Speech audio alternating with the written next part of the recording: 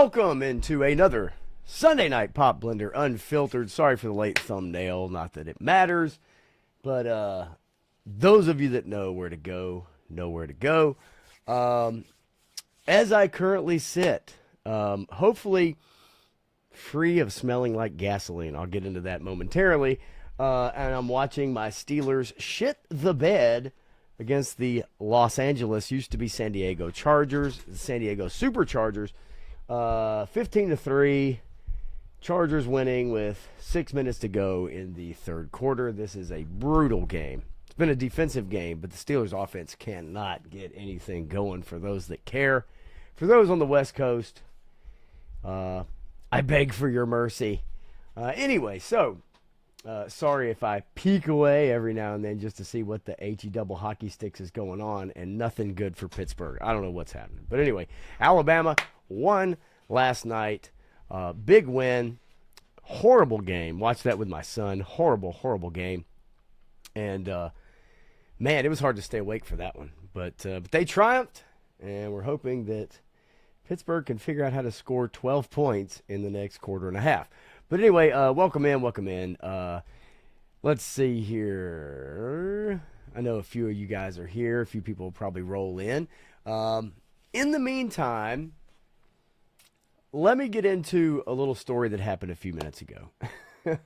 After I took my son home today, spent the weekend throwing the pigskin around. I went and bought a football at Walmart. Not one of the $50 versions, by the way, but went and bought a football at Walmart. Hadn't bought a new football in a long time, man. Tossing it around, having a good time. And it was fun this weekend, just throwing a ball, trying to show him how to catch, he's 17 years old. So trying to throw, trying to catch, those are things you teach a kid when they're real young. But this is a little different situation. So, he's got friends on the football team in high school. They're, been trying to probably teach him or show him or teach him about the game, whatever. But, so last few weeks, he's gotten into football. I've been trying to educate him a little bit on the game. It's really difficult if you don't grow up watching or learning or playing or all of those within the game of football, because I think ultimately the nuances of the game are extremely difficult to pick up on. And to try to teach that to somebody at 17 is kind of hard. But he's picking up. And on VR, he's been playing a NFL game where you're the quarterback and you're throwing the ball and you're calling plays off of a wristband and you're in the headset with the coach and stuff. It's actually been fun to watch. But regardless, so we spent the weekend watching football, throwing football out in the yard and stuff like that. Stuff that I dreamed about when he was young and growing up and was hoping that that would happen is now happening later in life when my body doesn't quite react to throwing a football the same way. So the old shoulder, the old AC joint, struggling today. Maybe Matthew can help me with that with some exercises. I'm sure he probably could. But anyway, weekend full of football. It is that time of year. I'm a sports fanatic. I'm also a gaming fanatic. And I'm going to get into this thing with the Gina Davis Institute, which a lot of you guys probably have never heard of. But I'm going to get into it with the Gina Davis Institute, which has been fighting for diversity, representation, and all kinds of things in gaming for like 20 years. This has been going on for a long time. And this was something I became privy to like a couple weeks ago, and I wanted to talk about it. And seeing that a lack of topics in a way, sometimes you just don't have any ideas. Sometimes there's news you don't really feel like talking about. I thought, you know what?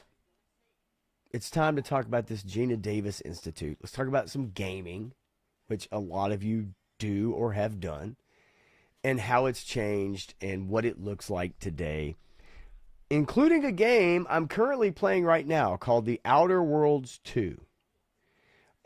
It's an RPG. It's a shooter. It's actually fun. Your choices kind of matter. It's like Fallout New Vegas, but not exactly. In some respects, but it definitely harkens back to that. at the same time, it has some of the modern things we've seen out of video games. So I thought I'd mention that here in a few minutes, a little bit. Anyway, I would be remiss if I did not say hello to the lovely, the talented, the one and only Otis McDonald and the band.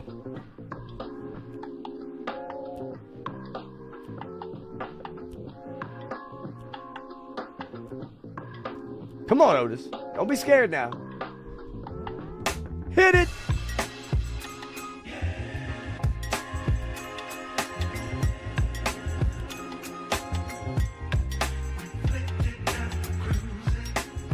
Oh yeah, the smooth, soulful sounds of Otis McDonald and the funky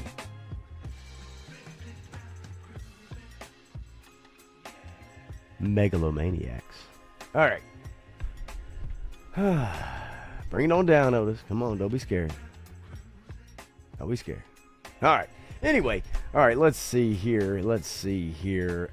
Yes, a few people rolling in, so I'm going to say hello to Cages Customs Menjoza is how you say it. Triple D says pop 200 subs. Man, I appreciate that. I see people getting at 1,000 subs. I see getting at 500, 10,000, and I love it. I love seeing it. I appreciate it. Ultimately, it's about engagement, right? And that's mostly on my part. But thank you, Triple D, for sure. It was a pleasure hanging out the other night on 3-Star Draws, 3-Star After Dark on Friday night. After the premiere of the Tuco Viper.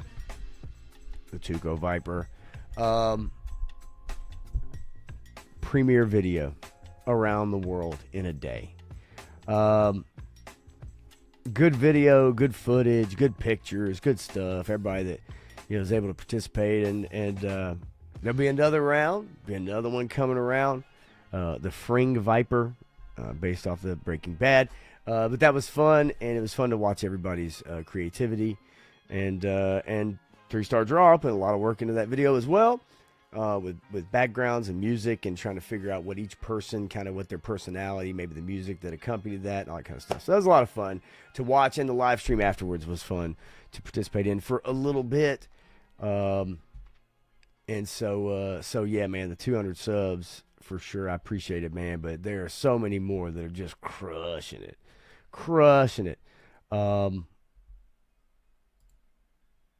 Hey, I like the soda mixer, to be honest with you. Soda jerk is what a lot of people call me, or just jerk actually would be apropos, right? Dreadnought K6 is always in the house. What's going on, brother?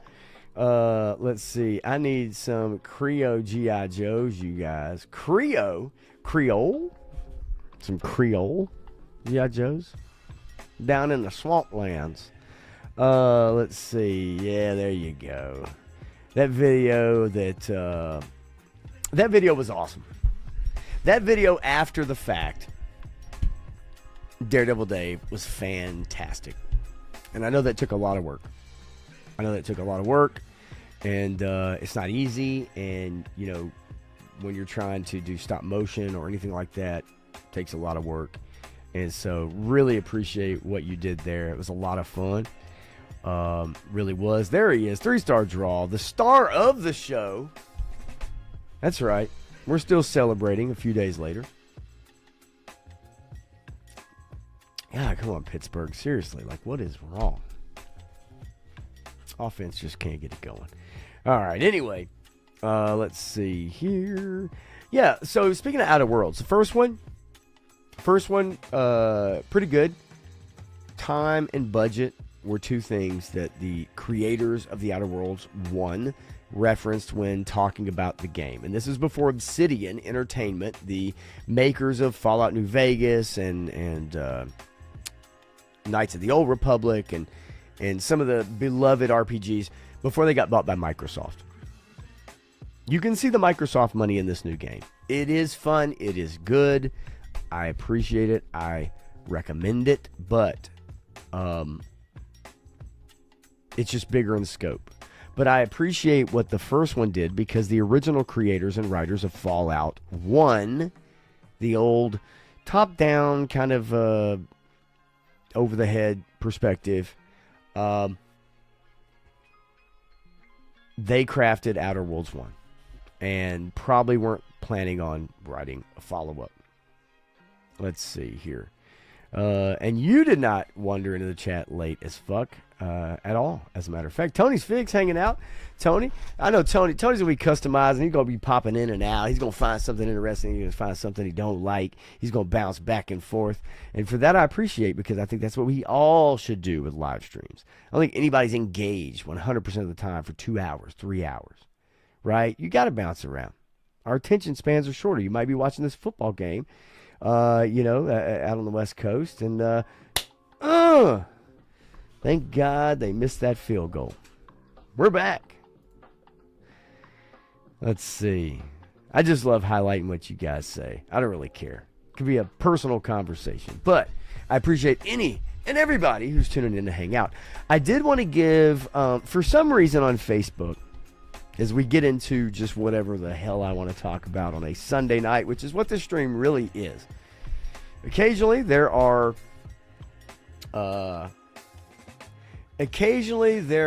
topics that I'm really passionate about, that I want to grab by the fucking bull horns and I want to just wrangle that shit in and I want to talk about it, right? Such as Saudi Arabia buying EA, for instance, right? As well as a lot of people think that might be a good thing, Dreadnought. We need to hold our horses on that. Only because of the way I think you're looking at it, but the way I'm looking at it. And we may get into that here with the Gina Davis Institute here shortly, but I get what you're saying. I definitely do. And it could be, very well could be the best thing to happen if they get back to making games that 95% of the people playing games want to play.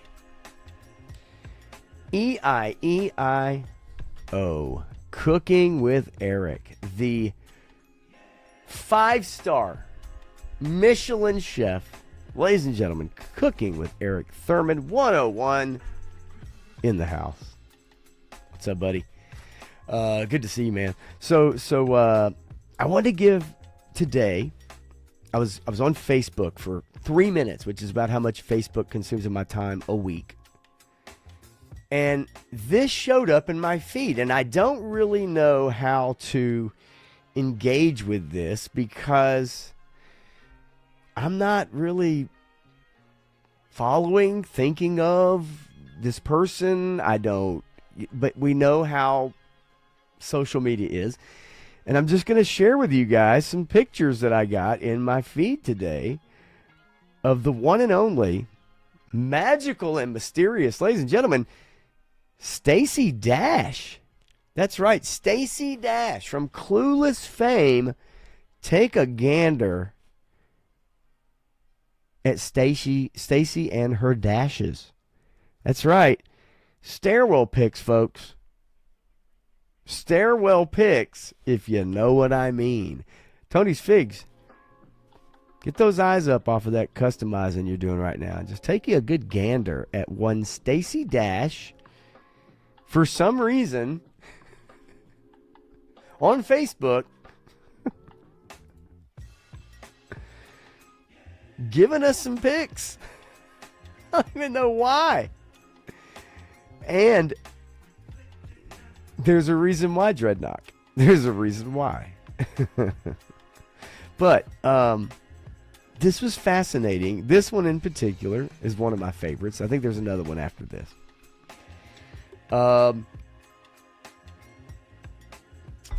Stacey Dash. I haven't thought about Stacey Dash since, oh gosh, I don't know, 4 or 5 years. They were talking about doing a Clueless thing, or there's a remake or something like that. And all of a sudden we get Stacey Dash, and at the same time, Miss Dash. I used some Mrs. Dash this weekend on some steaks, and I got to tell you, they turned out fan-freaking-tastic. Now, I don't think this is Stacey's Mrs. Dash, but I'd like to take a couple shakes at Miss Stacey Dash. It's Jay Gonzo. What's up, buddy? Good to see you. She's still a stunner. And she, look, it's funny you say that, Dreadnought. She's still a stunner, even though she's old now. What, you mean she's my age? Do you mean she's 50? Because at 50, I gotta tell you, I dance with this ball gown wearing lovely lady, one Stacey Dash. And yes, I am. Now I don't know why these pictures showed up in my feed, or her shit showed up in my feed. I don't follow her, I don't think, and if I did, it was a drunken spree one night where I just started adding a bunch of hot chicks that I remember from back in the day. Right? Nonetheless, yeah, Stacey Dash. There's really no reason I'm showing you guys this other than to show you guys this. Holding her leopard print pumps. Yeah, she's a baddie. Get out of town. And she is conservative. And yes, that's why she's not maybe regarded in those circles, or the circles that Hollywood wants her to be regarded in. We all know how that works. As a matter of fact, and Kate just says, I have no idea who she is. So let's take a walk down memory lane. Again, it's really funny because, and here's an older picture of Miss Dash back in the day at a premiere of something or other. She was in Clueless. Yeah, okay. All right, I get it. Bing, bing, bing, bing, bing. You, my friend, win the prize, Eric Thurman. You win the prize. Let's see. I'm almost scared to play this video anymore because, like, out of my last 10 live streams, like 7 of them have been copyright claimed. I guess you can't watch trailers anymore on YouTube. As a matter of fact, that's a stream we need to do. YouTube has become a place that is AI slop. It is AI slop. It is AI slop shorts of creators stealing people's content and repurposing it into shorts to make money. And that whole mystical dream that anybody, including myself at one point in time, had about getting on YouTube and creating a following and maybe, just maybe, making some money, as we saw a Punk with Toys show off last Monday, his monetization, what he's made. Okay, that takes a lot of balls to show people. Here's the figures. If you want to know, I'm going to show you. YouTube has become a barren grounds for advertising. And a lot of the advertising that we're seeing on YouTube now is a lot on shorts. And it's not your big advertisers like Allstate or Geico or Walmart or Target. It is AI companies that are like, producing it's not the main hitters. And so advertising dollars are down. YouTube has become a barren place for a lot of creators, including people I watch who have huge channels that get hundreds of thousands of views per video. Even those videos now, those creators are now going from 250,000 views to 47,000. Or let's bring it down, and let's say somebody who gets 40,000 is now getting 10,000. So if YouTube was your career, if you worked hard enough to make that your career, the advertising dollars are no longer there. Shane, Same Time Toys, what's going on, buddy? Passing 1,000 subs. Shane is doing something right. Same Time Toys. Crushing it. In more ways than one. Worcester says she's old enough now that when she plays Truth or Dare, she is fearless. She is fearless, my friend. So there's that photo of Stacey Dash, and then here is this photo of one Stacey Dash. The bottom line is, The bottom line is, oh God, that's a story.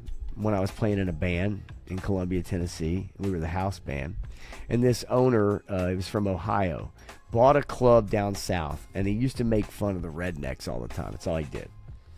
He used to make fun of the rednecks. He talked shit. That's all he did, and he literally used to talk. Every weekend we'd hear him talk shit about all the rednecks. He used to come to his bar. Now he owned the bar. He owned the club. They used to come in. He used to come hang out, but he talked shit about them, his own customers. But I'll never forget one time he called a band meeting with us because he wanted to know why people weren't coming in. And I'll never forget, he had this voice and he was like, guys, I don't know what to say. The bottom line is Stacey Dash is still fine. And that's really all I give a shit about. Look. Stacey Dash from yesteryear. Stacey Dash of today. I'll take either one of them. Again, no reason why Stacey Dash came up in my feed other than she showed up in my Facebook feed for no fucking reason. Okay, hello, let's get a flag. Are you fucking kidding me? Dude, this is malpractice. This is referee malpractice. Referee malpractice. I don't know. The ad music of 50 Cent's Many Men as a 50s soul song and as an 80s rock song are fucking awesome. I get what you're saying, Dreadnought. When you see these people repurpose, like, they're like, what if Metallica was a 50s Temptations? I get it. Unfortunately, though, it is really literally filling everybody's feed with a bunch of AI slop, and that's good for no one, especially people who do long form content. Now, that doesn't do a lot for me because I don't make any content. So for me, it's fine. It doesn't hurt. I am gonna tell you what happened to me a few minutes ago, though. Buckle in and get ready for a story. I took my son home today. It's about a 45-minute drive. Took him home today in the middle of nowhere. Dropped him off, and on my way back, I stopped to get some gasoline because here in Nashville, in Tennessee, it is going to be in the 30s or below overnight. We have a nice freeze coming in. So I thought, you know what? I need to get some gas, which is a reminder to those of you living somewhere where it's going to get cold. And if it stays cold for a long time, go get some gas just to make sure your gas tank doesn't freeze over or you don't have condensation. So, pull up to the gas station. I pull up to the pump, pop the thing on the side. I go inside, pay for my gas, lay down the cash. I grab a Mountain Dew, which is sitting outside right now to cool down while I have my coffee to keep me warm. And so I go back outside to pump my gas. I go to the car. I pop the nozzle off the thing. I spin it around. I stick it in the gas, the gas tank. I hit the button for my good old 87, and then I pull the handle. And I'm standing there, and I'm looking at the handle in the tank, right? And I'm looking at my phone, watching the Steelers game. And all of a sudden, I'm like, what the fuck is that smell? And I'm like, and I see just a little bit of mist float by me. And I turn around, and I look up behind me, and the connector, okay, up top, you have the hose with the connector, and then the long hose that goes to the dispenser, the nozzle. That son of a bitch up top, had disconnected and fallen on the ground. And there is gas spraying out of the nozzle, the hose up top, all over my hoodie, all over my jeans. I'm standing in it. It's spraying on my car.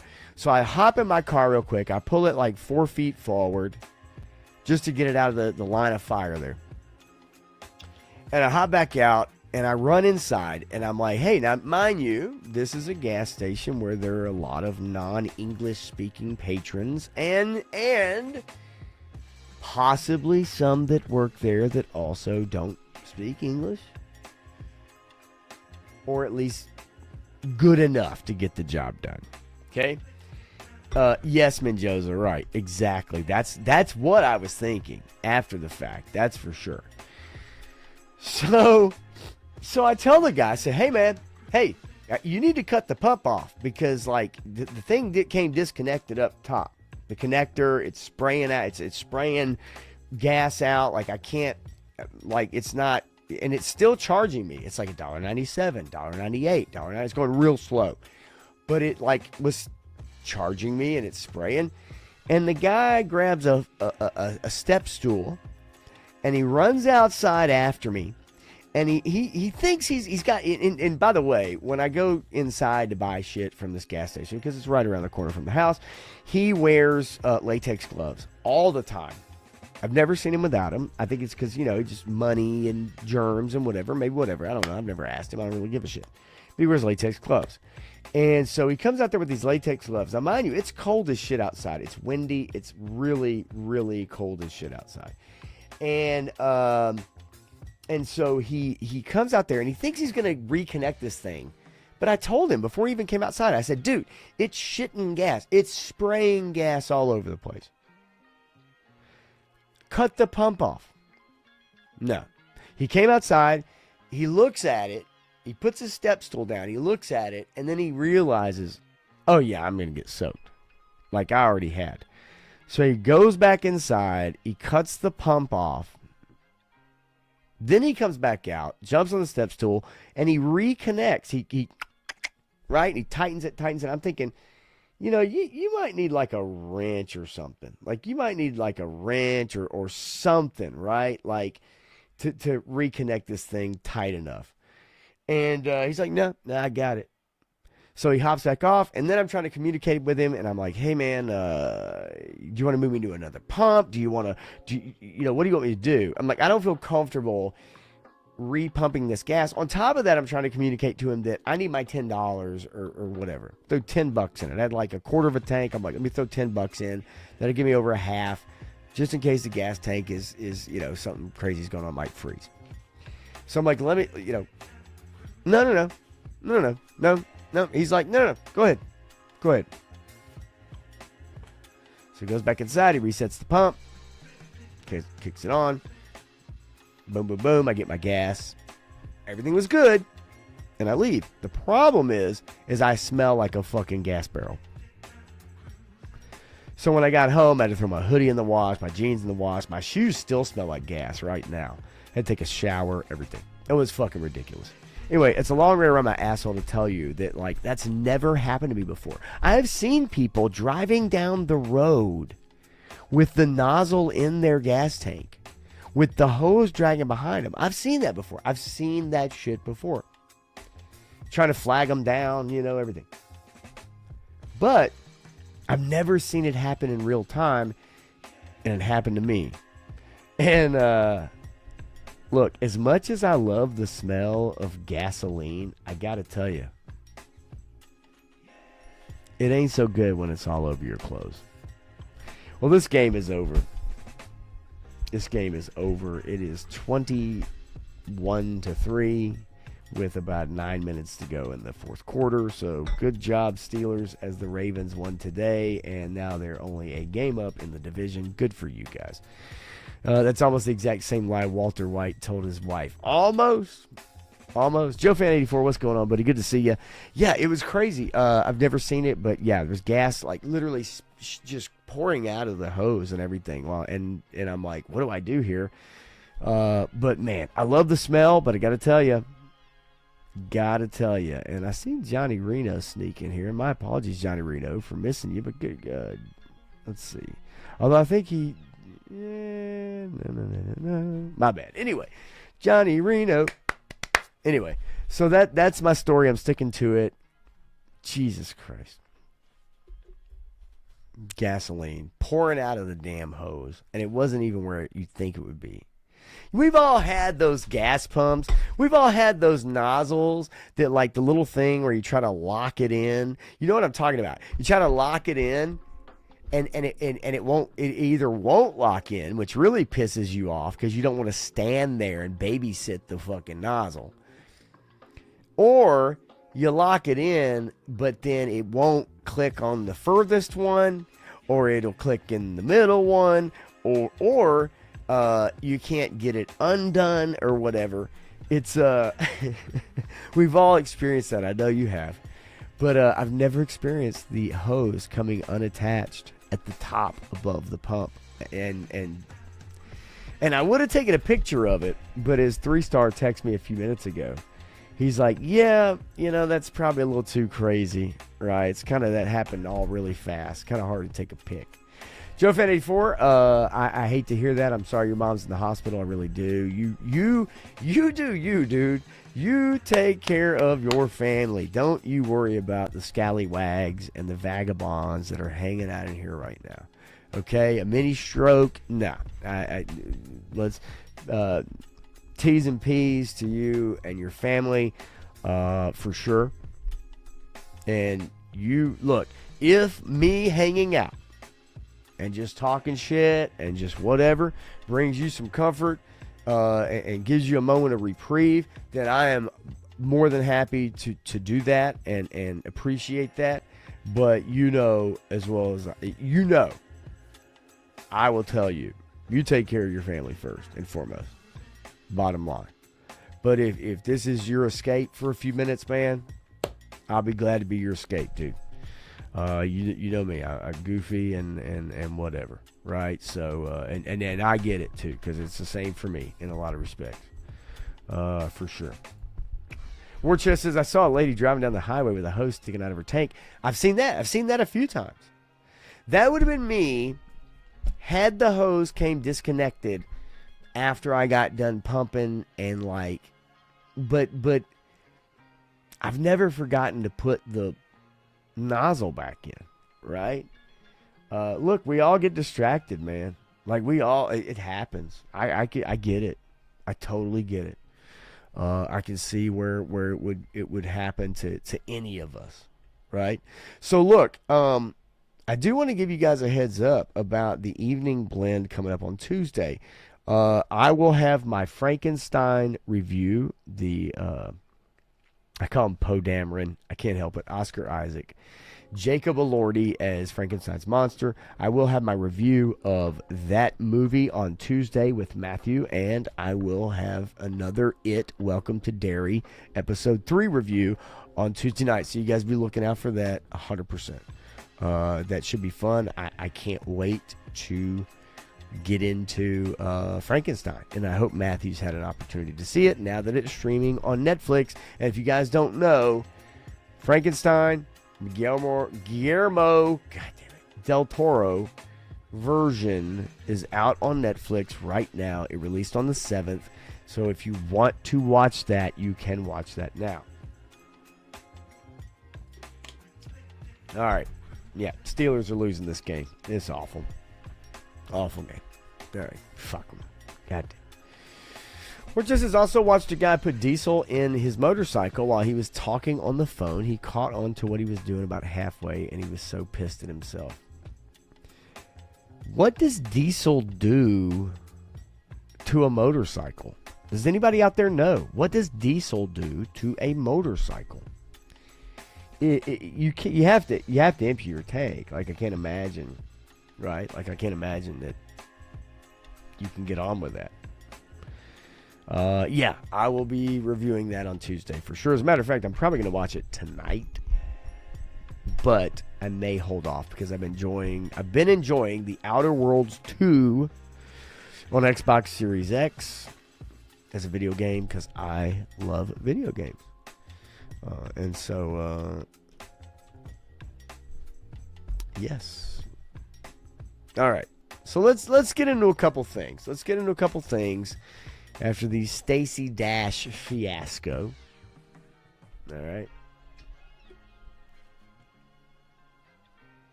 God damn, I can't believe Pittsburgh came in here and laid an egg like this. This is just brutal.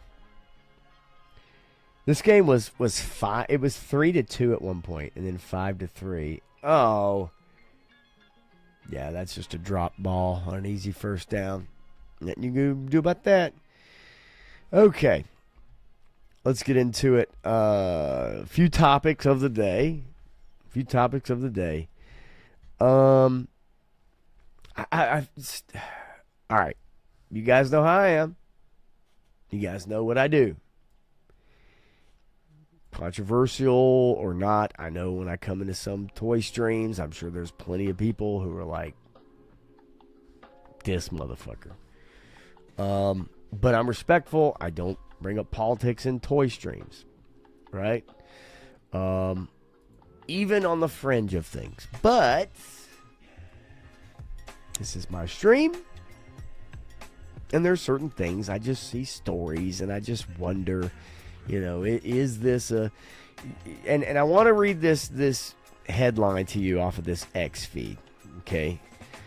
And I want to try to figure out what this means, okay? Todd C's in the house. What's up, Todd C? Good to see you, buddy.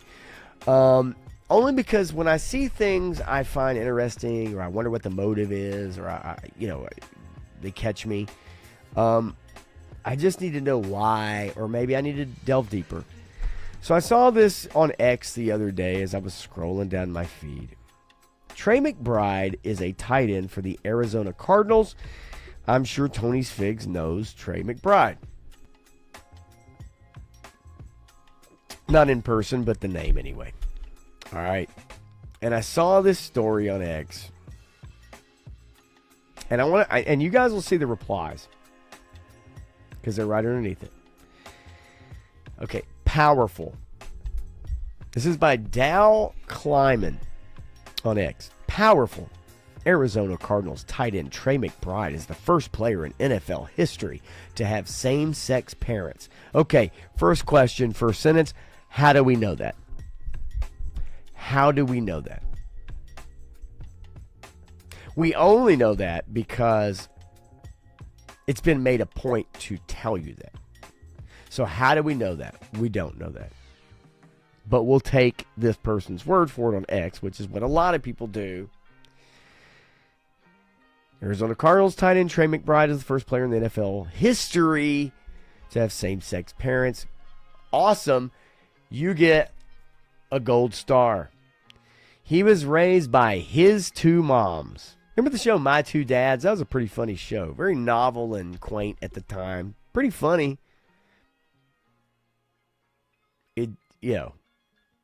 Whatever. Paul Reiser.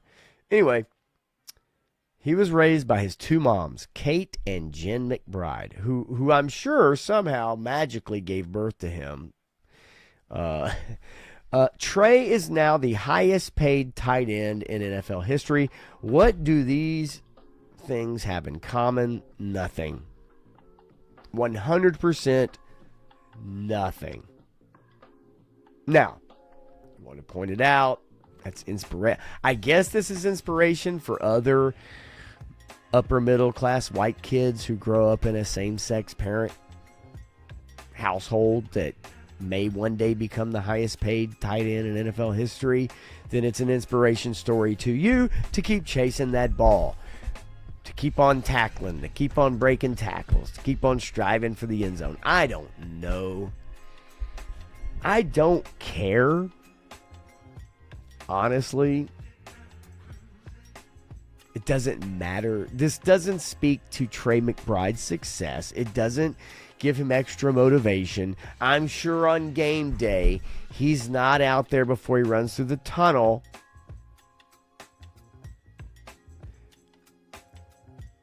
thinking to himself, man, I was raised by two moms, and this story's going to save lives, or this story's going to empower other kids to, to reach for the stars. I don't, right? Like, I don't know. But I find it interesting as far as a story right? So then we see the replies, and the replies are golden. From Captain Packer Man. Shut up already.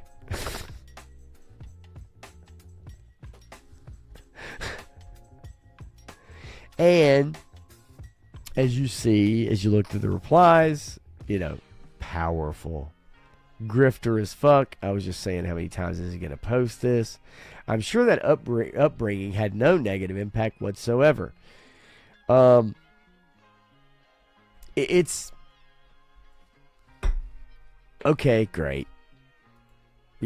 Highlight it, that's fine. I'm sure some people will put this notch on their cigarette case and say, yeah, we need more same-sex parents to raise physically lottery-winning kids who just happen to be 6'6" or 6'4" and play, you know what I mean? 245 pounds, right? Like, it's like winning the lottery. Yeah, the Vikings male cheerleader is pretty awful. Look, male cheerleaders, it's one thing for male cheerleaders. They've been out there for years. It's a different story when they're dressed in skirts. It just is. That is inspirational to such an extremely small percentage. Now, fine. It's inspirational to that 1 out of 780,000 people. I don't know, whatever. 200,000 people. But the most people watching football really don't want to see that. They just don't. And if you are telling yourself that that's not truth, well, you're lying to yourself.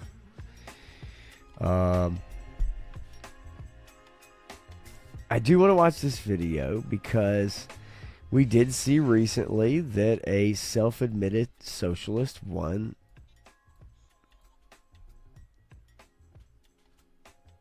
an election in New York.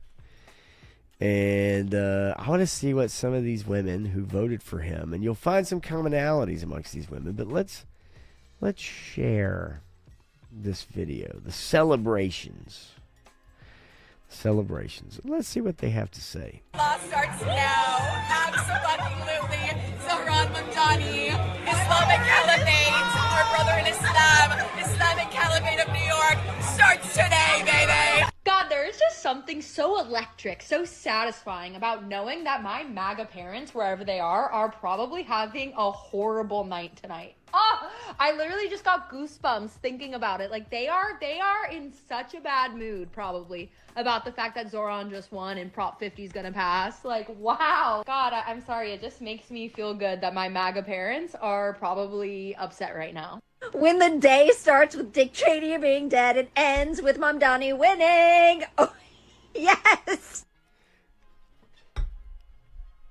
Have you ever thought to yourself, I'm going to take a video of myself celebrating the death of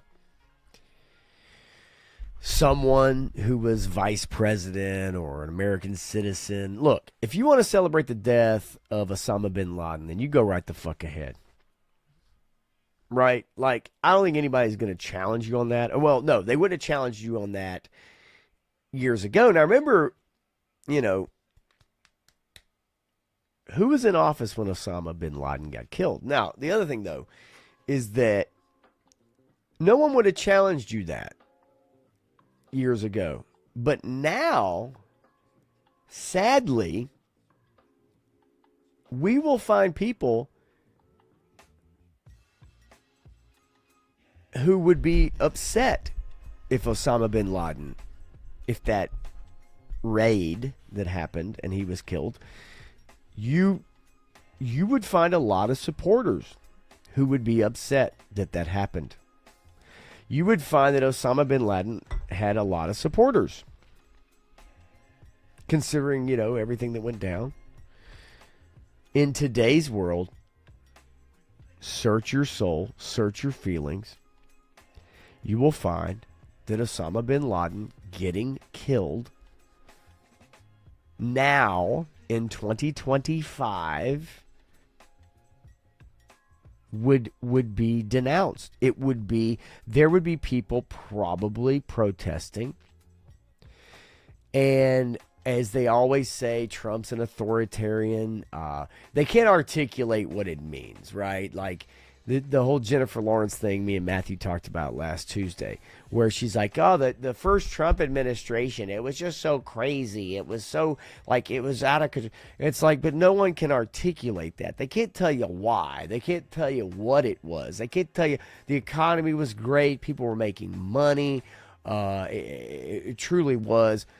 But, and those are facts. I work in an industry where people have extra money, they go out and spend it.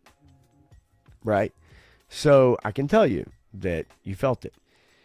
So, the fact, and number one, let's talk about this. I'm not pushing any narrative, Dreadnought, so hold your fucking horses. Okay? Hold your fucking horses. Period. So, the bottom line is that regardless, okay, dude, okay, here's the deal, all right? I haven't seen you do a live stream yet. So, Dreadnought, you're more than welcome to do a live stream. If you want to blow this shit up, do a live stream. You tell me, right? I want to see you do a live stream.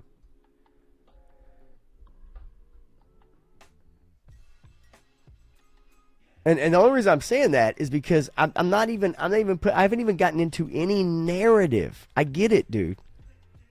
But I'm not even getting into I haven't even talked about it yet. Just begun.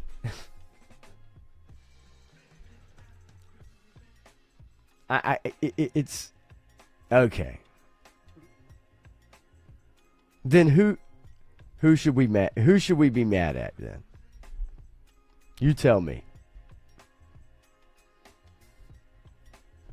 I'll wait. And I love this comment, by the way.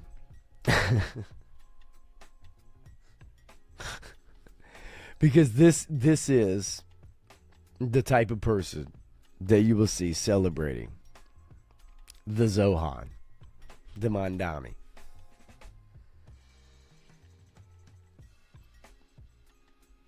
Okay? All right. Zionists and the government that's been blackmailed by them. Okay. Well, I haven't prepped for that show today. And an off-the-cuff remark about Osama bin Laden, okay, isn't going to lead me down a rabbit hole today. All right? I mean, I'm just telling. I'm just saying. What I'm literally talking about is Mandami in New York.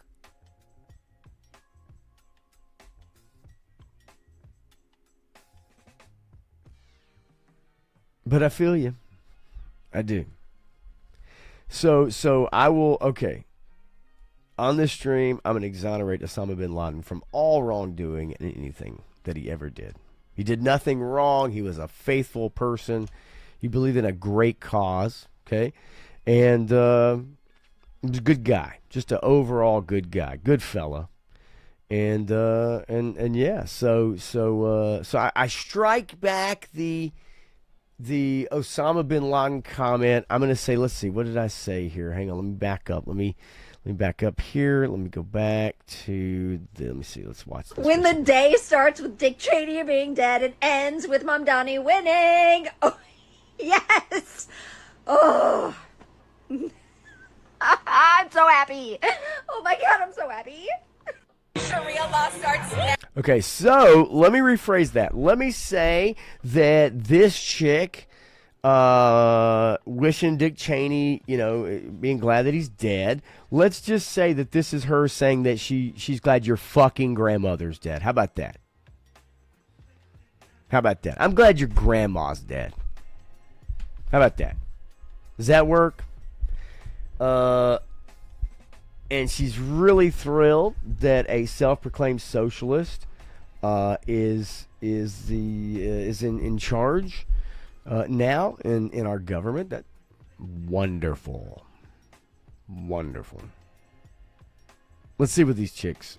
Let's see. Oh yeah, we already saw these chicks. All right. So the bottom line is, if you didn't notice, the phrase they were using is females calling for Sharia law in New York City. And I think the sad part about that is I don't think they fully understand what Sharia law entails.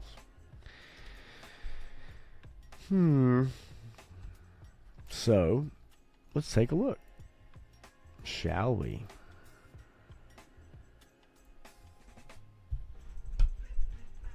God's immutable divine law. Islamic jurisprudence refers to the human interpretation of that law by scholars. It's the core principles. The Quran and the Hadith. Sharia guides Muslims to do what is good and prohibit what is evil. Now, I think we all could probably determine those things for ourselves, right? Like, what are they? Right? What is good? What is evil? Well, it obviously always depends on who it is that's determining that. So, Christianity, if you are hardline Christian, those could mean some serious implications for people who covet their neighbor's wife, as in lust after their neighbor's wife, right? Maybe look at porn that maybe justifies harsh penalties. Now, it's up to the person that's determining the penalties as to how harsh that is. But if you're a hardline Christian, that means that you follow those principles, right? Let's see here. Modern legal systems. Controversy over punishments. While certain punishments like stoning for adultery or amputation for theft are associated with Sharia law, the application of these punishments is a complex and highly debated topic, and their implementation is often restricted or controversial, even in places where Sharia is officially recognized. I don't know how controversial they are. Now, have we seen videos of people getting stoned? Have we seen videos of people's hands getting cut off? Right? We've seen depictions. Have we actually seen these videos? Now, if you look hard enough, you can find them, or you can find people, right, in videos. But I think ultimately, stoning for adultery and amputation for theft, most of the Western world would say that's crazy talk, right? That's crazy stuff. Most people would say that's taken a little bit too far because, for instance, let's just say you steal a piece of candy or you steal a car. Are those two things the same? I think most of us have a moral sliding scale, right?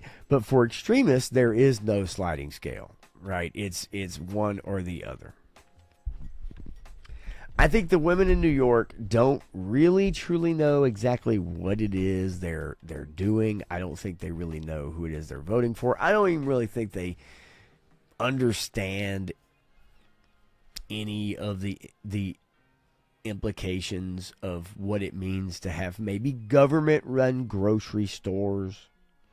It's the same thing as government-run healthcare. And a lot of people say, well, the healthcare in this country is fucked up and it costs too much. Well, that's true. I agree with that. I agree. It does cost too much. I agree with that. But the government is full of bureaucracy, red tape, and it moves at a snail's pace. So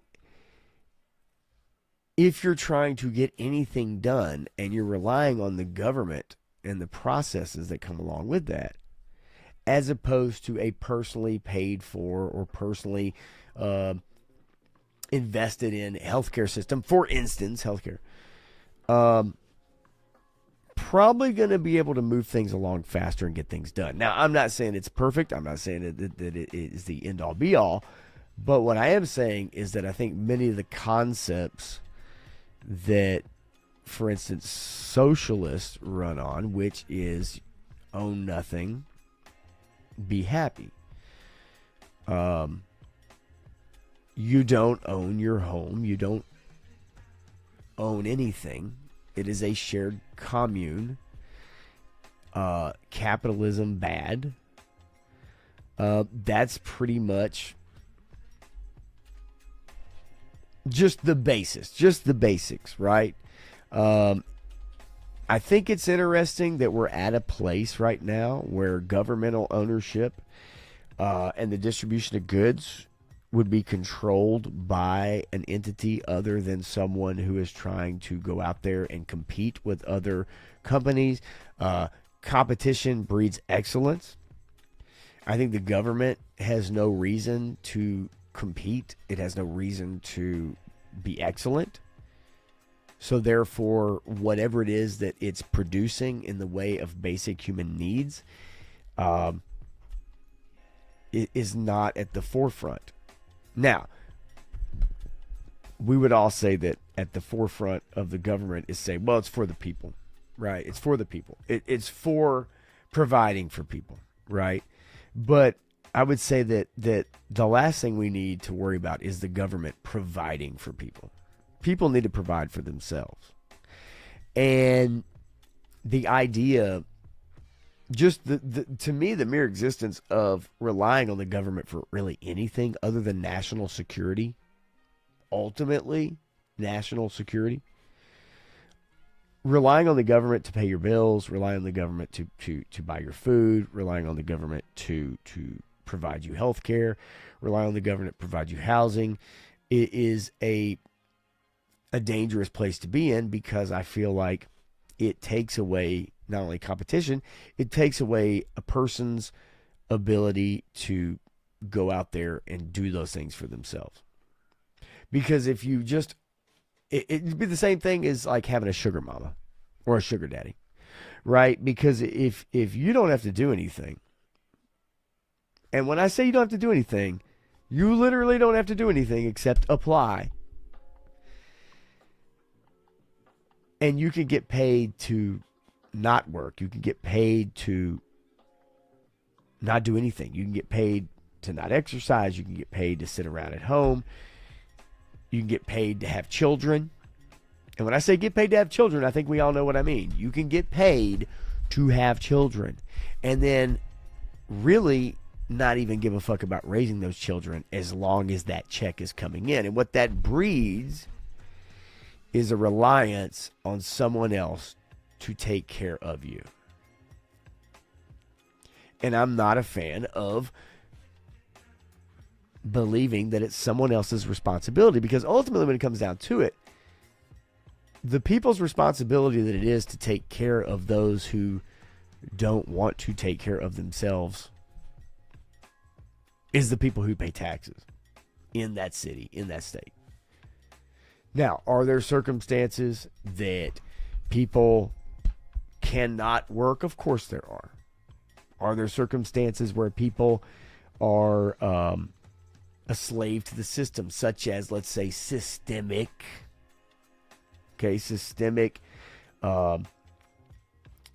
classism, so to speak? If you're born into a public housing complex and you grow up and you're surrounded by nothing but drugs, nothing but crime, nothing but people who really don't care about you, an education system that is poor, your chances, regardless of how much I want to say somebody is in control of themselves and how much they think for themselves, it's only natural that your surroundings will dictate, for the most part, dictate how your life is going to turn out. We've seen success stories. We've seen people make stuff out of themselves. We've seen people who grew up in the hood and they go to college. We've all seen those stories. But I understand it's not that simple. We like to think it's that simple, but it's not that simple. Just like the black and white when it comes to religious law, it's not so black and white. Life is not so black and white, regardless of how we want to say that it is. But en masse, when you support millions of people, you allow the government to support millions of people, they're going to take that support. The problem is getting them off the support. And ultimately, you will never get them off the support. If you continue to support them, it becomes a crutch, right? So,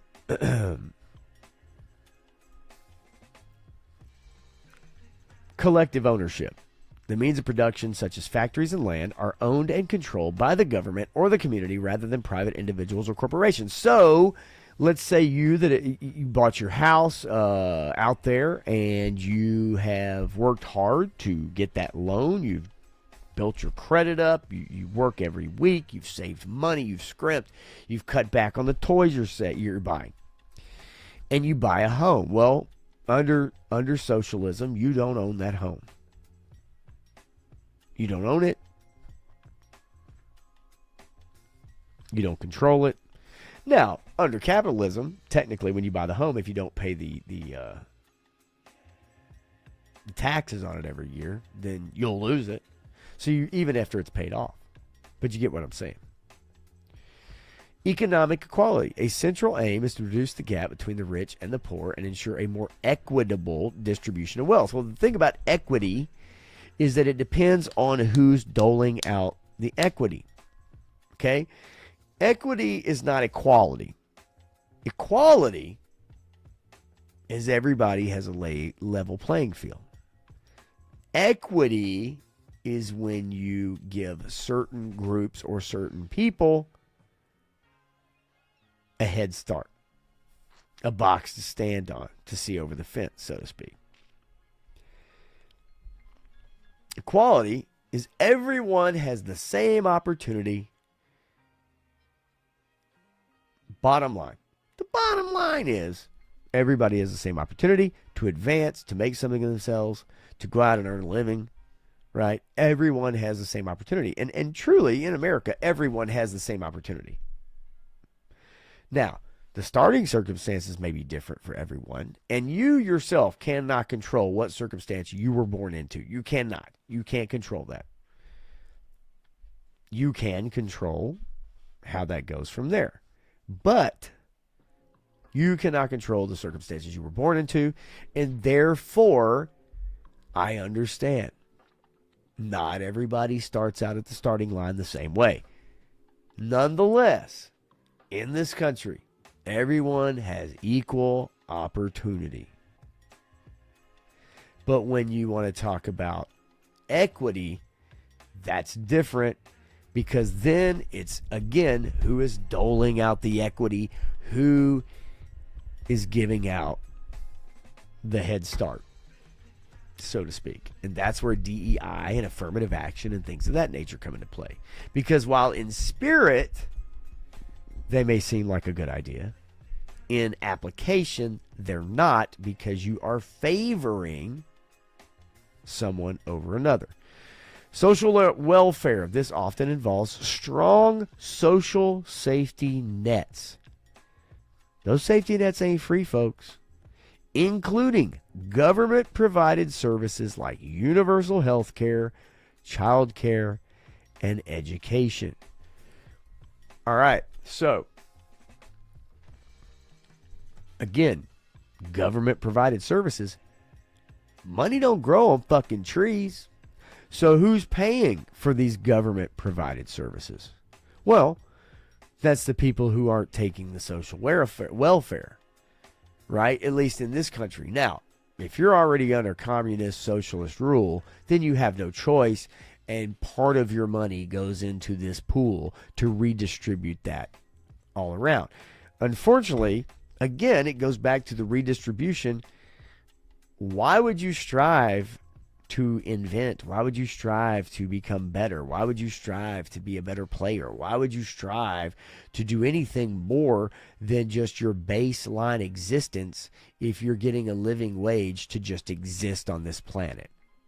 There's no need for you to be creative. There's no need for you to excel at your job. There's no need. Does that make sense? So, communal communism versus individual interests. The ideology often prioritizes the needs of the community over individual purists or pursuits, my bad. Though the extent of this varies between different socialist models. Okay.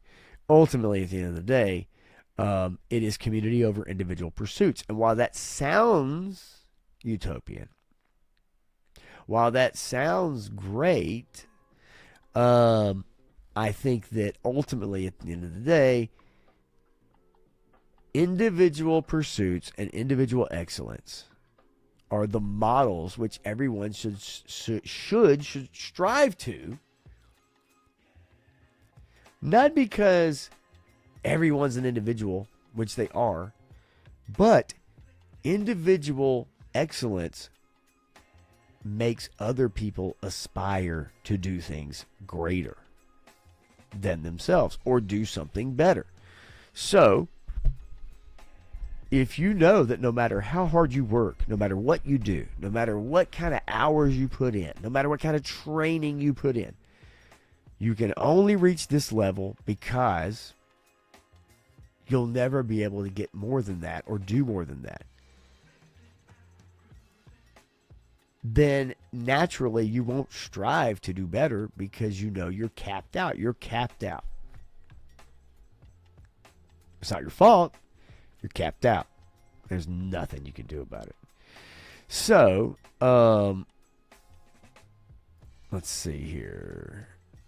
Yeah, for each like we'll make her forehead better. I wish I had an AI. I wish I had an AI that could do that. Right? So variations and related concepts. This is interesting. Democratic socialism. This approach seeks to achieve socialist goals through democratic processes and reforms rather than revolution. Many modern social democracies remain a capitalist system overall, but incorporate socialist policies like strong social programs. That's what you're seeing in New York. Right? We'll see if this experiment actually works. We'll see if this experiment goes over. I think the people, what is up, Requiem? Yeah, it was awful. It was 100% awful, that game. I know that chat came in a long time ago, but I had to move along. Let's see here. Yes, meritocracy for me is honestly the best way. I think DEI programs, social activism, while in spirit sound great, I think that ultimately, at the end of the day, they do more harm than good because people get promoted to positions they shouldn't get promoted to. We've seen it time and time again. I know a pilot. I know an airline pilot. Okay? What's up, Clint? Yeah, Gina is not a gamer, and I'm about to jump into that. So I know a pilot. All right? And I'll tell you guys this. I'm not going to fucking lie to you. I'll tell you the truth. My life experience. I'm not making shit up. I'm just telling you this is shit that happens. I know a pilot, and he brings up interesting points to me occasionally when we talk because he knows that if you go to fly a plane and you have a co-pilot you don't know, and you get into the cockpit and there's a chick, right? Or there's a black guy, or there's some, Middle Eastern guy, whatever it is. And I know this guy. Nice guy. Good dude. Don't give a fuck about where people are from or whatever, right? Like, he's a good dude. But he brought up to me, the bottom line is that you can't help it. It naturally comes into people's heads that did this person get promoted through disingenuous means? Did this person, required flight hours went from 10,000 to 1,500. Okay, 10,000 flight hours to 1,500. We're not talking about making fucking cardboard boxes. We're talking about people who have lives in their hands flying airplanes. Now, even though much of it is automated now, which it is, okay, you still are talking about a job where people's lives are in your hands. And if promoting people through programs for diversity and inclusion, not because of skill set, not because of competency, not because of passing the test, not because you've shown that you have the requisite number of flight hours, 10,000, it's been reduced to 1,500. You know the old adage that if you practice a golf swing for 10,000 hours, you're probably going to be a professional, right? Does that make sense? If you practice it for 1,500, probably not going to be that good, right? So my point is that this is a guy who's been flying planes for 15, 20 years, whatever it is. And even he understands, as much as he doesn't want to judge someone when he goes to fly a plane or is a passenger, you can't help it because you know that these things have been happening. So that's in the airline industry. Again, lives are at stake. People's lives are at stake. Let alone in every other industry, government, education, sports. Sports being the final meritocracy, and I don't think we will ever see DEI or affirmative action like programs really succeed in sports because we can see it. We can feel it. We know it's there. Right? Yeah. You need over 1,500 hours. Now, for a major airline, all right, my buddy was telling me for a major airline, it used to be over 10,000 when he first started.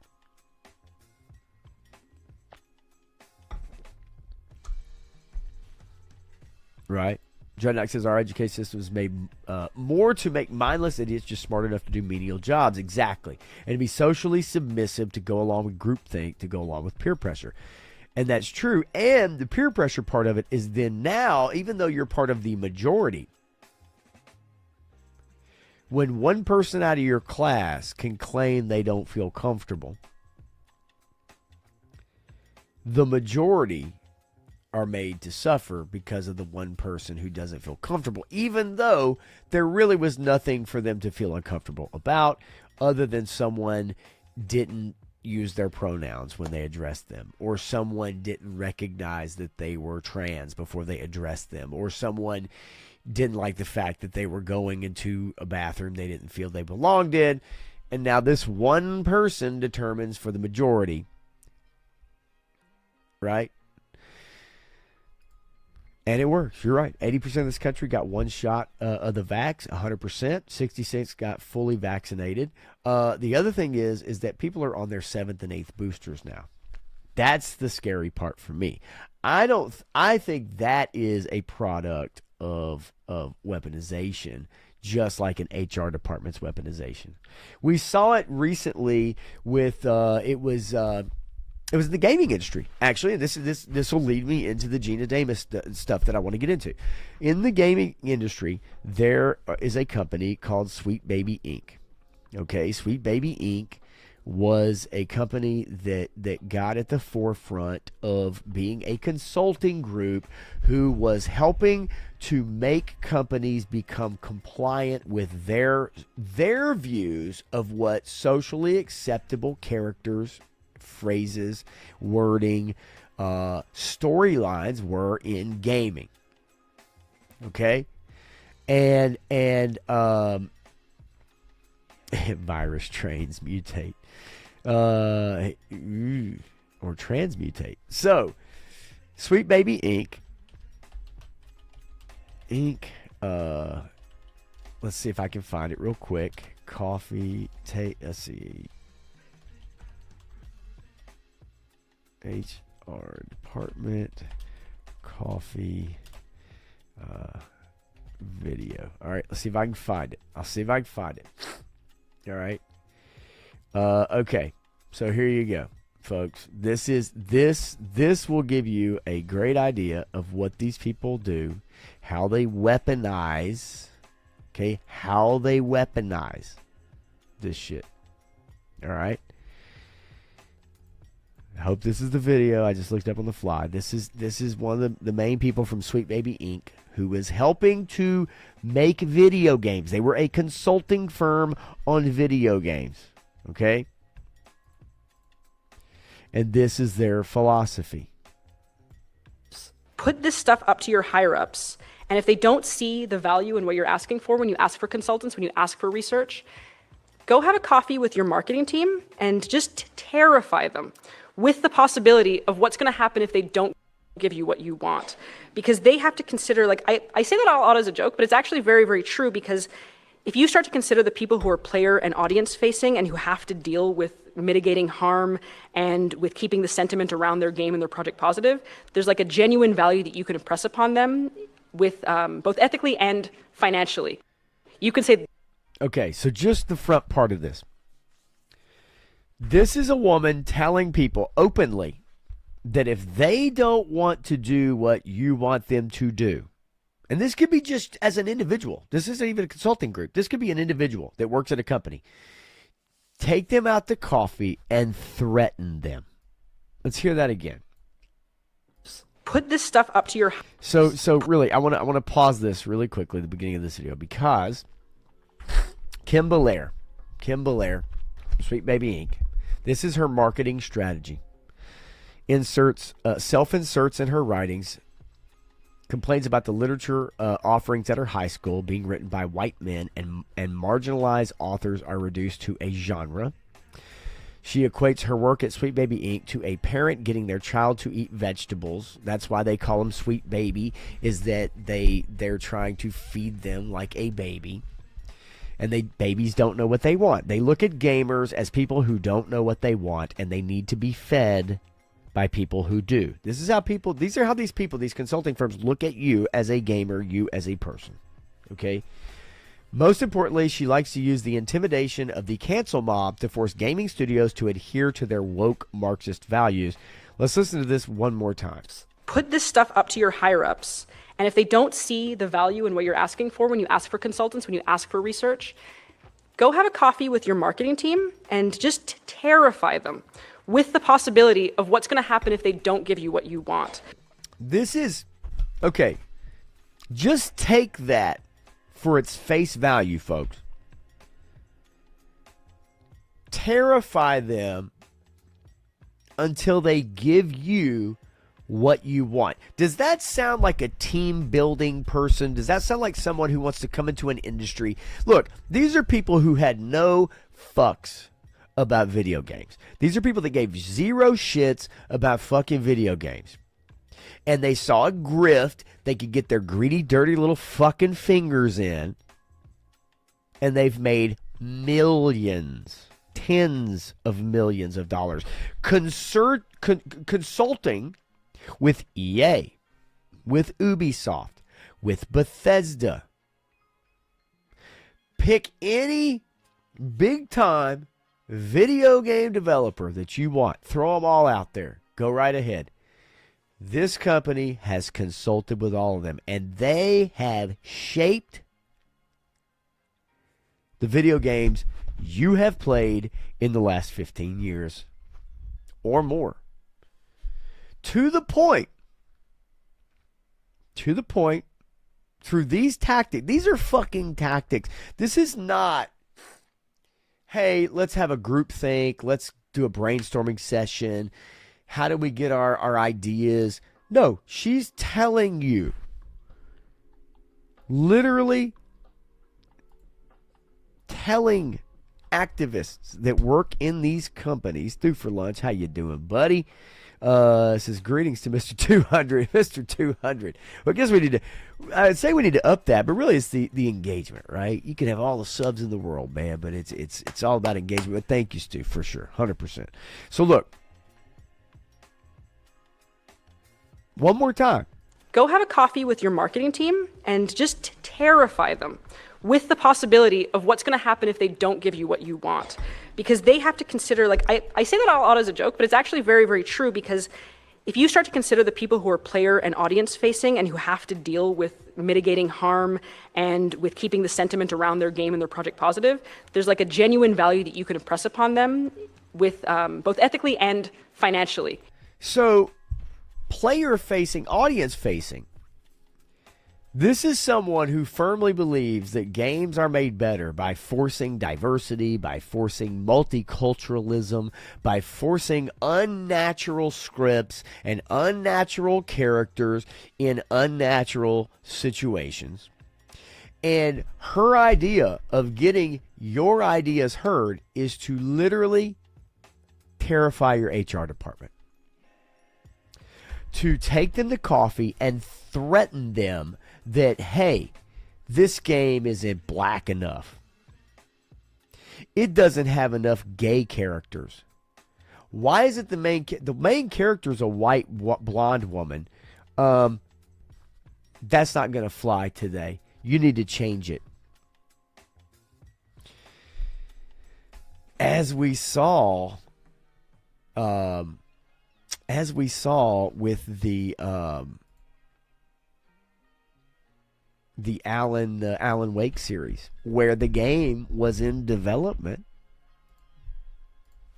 Okay, Alan Wake 2 changed the white protag to a black woman, and she was from a Viking Nordic background. Now, what you will find, and if I just look this up, just to give you guys an idea, you will even find on Google right now, this premise is inaccurate. It did not change a white protagonist to a black woman. Instead, a new black female protagonist was introduced as a second playable character alongside Wake. That's not true. There are videos and screenshots of the original character in the game being developed, and after they consulted with Sweet Baby Inc., they changed the protagonist. They changed the color. Her name is the same. Saga Anderson. This AI overview is a lie. That's a bald-faced lie. 100%.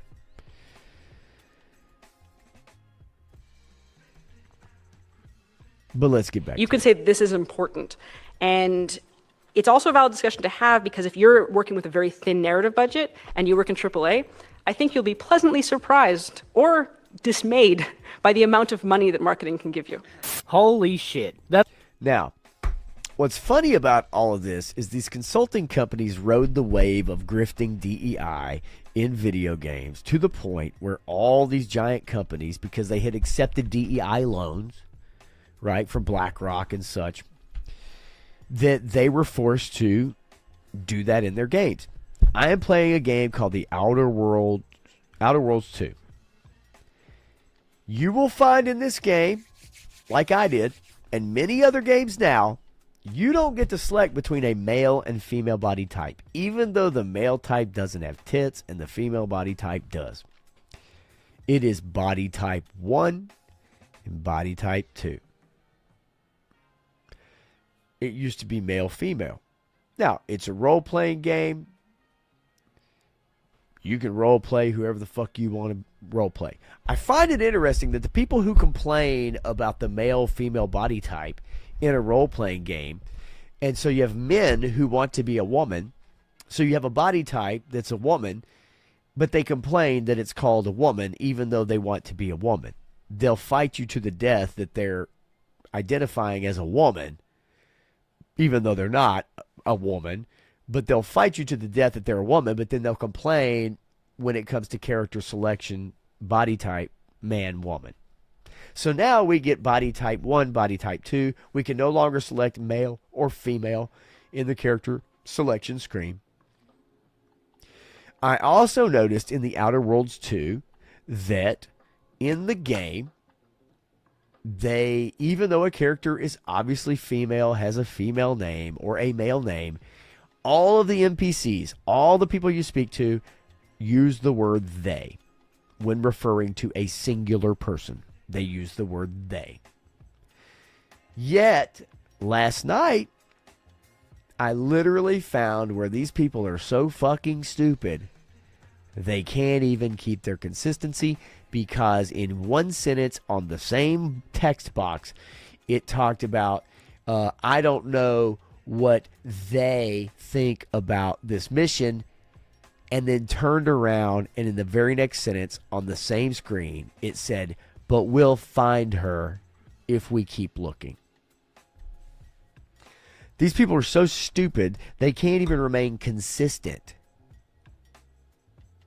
in how they apply these stupid fucking rules. So, I remember when I realized it when I was watching a cutscene, or not a cutscene, but I was interacting with a character, and they're talking about like this person, and I thought they were referring to a group because they kept using the word they, and I thought, who's this fucking group? Like, we're looking after this one agent. Like, who is this group? Like, am I missing something? Am I, have I not stumbled upon this group yet? And then I realized, nope, they're talking about one person, and they're scared to death to use the word she, even though it's obviously a woman. That's how stupid this shit has gotten. Now, I want to ask you guys a question. How many of the people you think playing this video game that I'm playing right now, how many of those gamers, how many gamers played Call of Duty?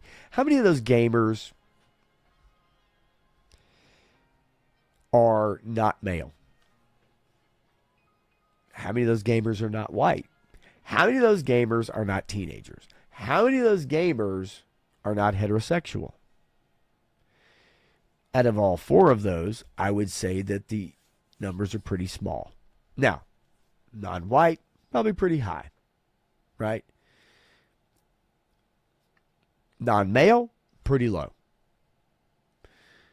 They will try to trick you into telling you that 50% of the gaming public is female. That is an absolute abject falsehood. It is not.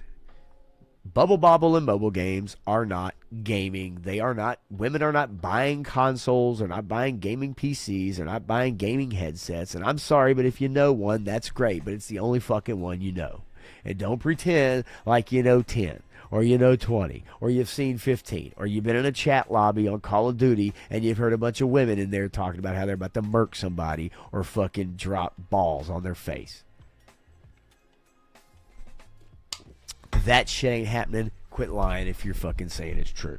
Women do not make up the gaming public. They don't.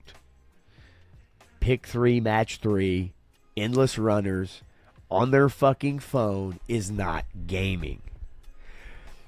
Marvel deck card games on their phone is not gaming. We know what I'm talking about when we're talking about gaming. We're talking about the games people actually fucking buy. They don't come with power-ups where you have to wait 1 day or 1 hour unless you pay 99 cents to keep going and get more resources. We're talking about fucking gaming, right? Let's not kid ourselves. Phone games is not real gaming, and we all know it. So let's quit faking the numbers and pretending that women make up 50% of gamers. You'll find it in all these articles, but it's not true. It's absolutely 100% not true. So this leads me to the Gina Davis Institute, and here is their homepage. The lovely Gina Davis. Our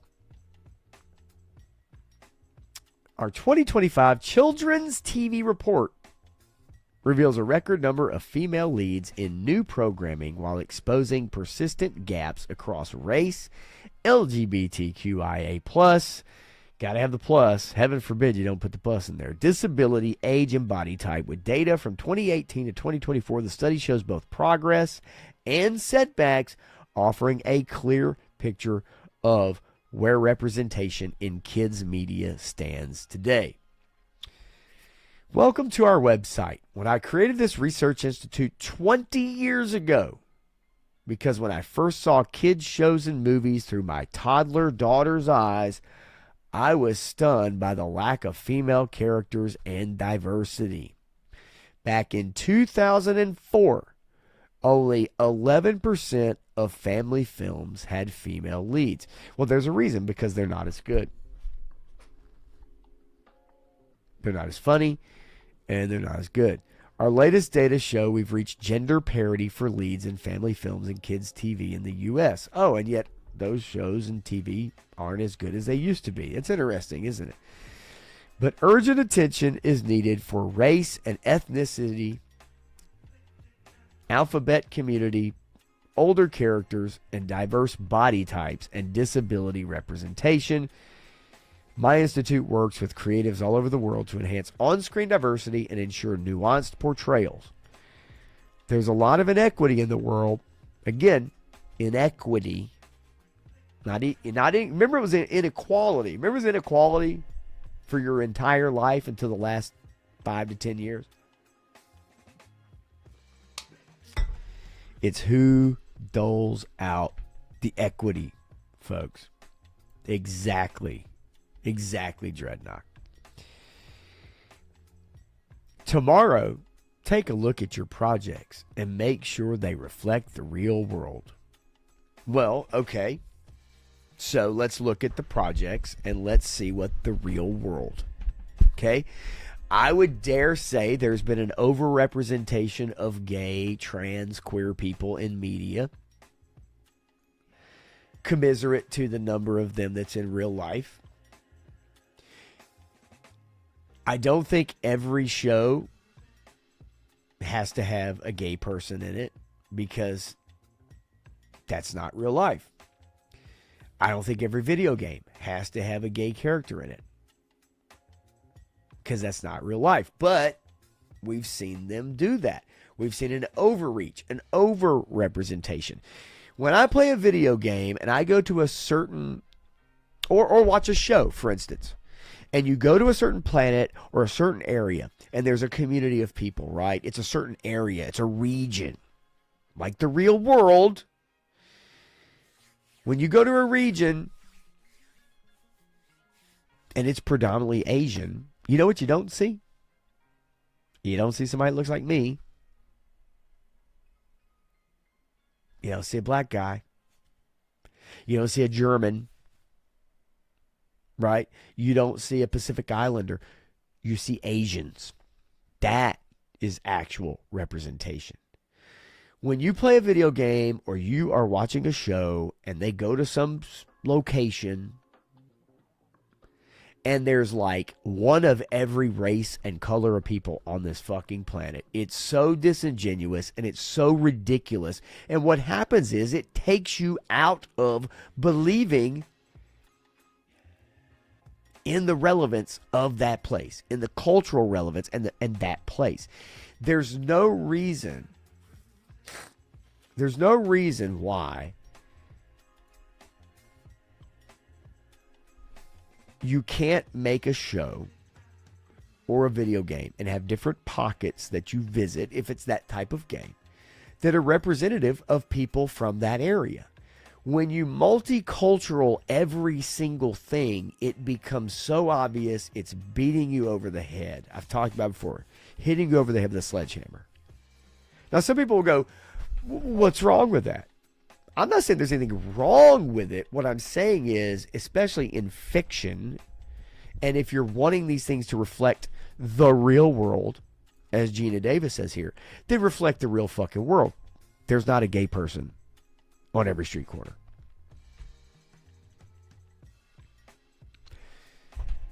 There's not a gay person in every household, in every friend group. Now, is it becoming more prevalent? Maybe, but I don't think it's because they're actually truly that way. I think through peer pressure and through social media, people are just assigning themselves this shit at a younger and younger age when they really have no fucking clue what they're even talking about. But that's a whole nother ballgame. Nonetheless, if you want to reflect the real world, then reflect the real world. But don't act as if like it doesn't pull the viewer or the gamer out of a situation. If I'm playing The Witcher, or if I'm playing Fallout, or I'm playing some open world RPG, and there's different areas, you can represent people from different areas. But we are tribal. We stick to our own. So the reality is, if you want to represent the real world, you can have multiculturalism, but not where it's all mixed together. Folks, how many people do you know where you have a black husband, an Asian wife, and a white kid? You don't. So when a commercial comes on TV that looks like that, the shit don't represent real fucking life. People like real life, not some utopian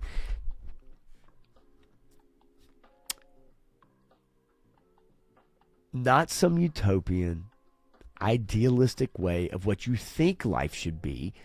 Because if you're representing the real world, that's not the real world. Like, seriously. But that's the fucking mirage and the fantasy land these people live in. Is because they think it should be, they bend and change the truth and the reality to fit their ideals. And when it comes to gaming in particular, we've seen, now look, I want to show you guys a picture here in a minute. But we're gonna dig into this. We're gonna dig into this Gina Davis thing. The Institute has spent over 2 decades conducting extensive research on the portrayal of diverse populations. This research serves as a cornerstone for informing and guiding content creators and decision makers toward more inclusive storytelling practices. And what have we seen with the storytelling is that it's gone to shit, right?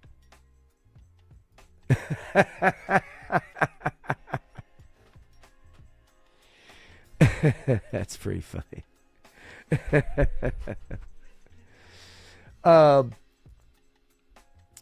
We've seen the storytelling suffer. It doesn't mean that you can't have diversity in your storytelling. It doesn't mean you can't have diversity in your settings, but people can tell shit. Okay? People can tell shit. They can see it. They get it. And if you look at these pictures here, right? Rewriting the script, a new era for API voices in Hollywood. Let's just take a look at this. From 2010 to 2024, API representation in film grew slightly, but gaps remain. Now, you know what API is? Pacific Islanders, especially for Southeast Asians and behind the scenes professionals. The representation of Asian and Pacific Islander community in media has historically been marked by invisibility. A report released by the Gina Davis Institute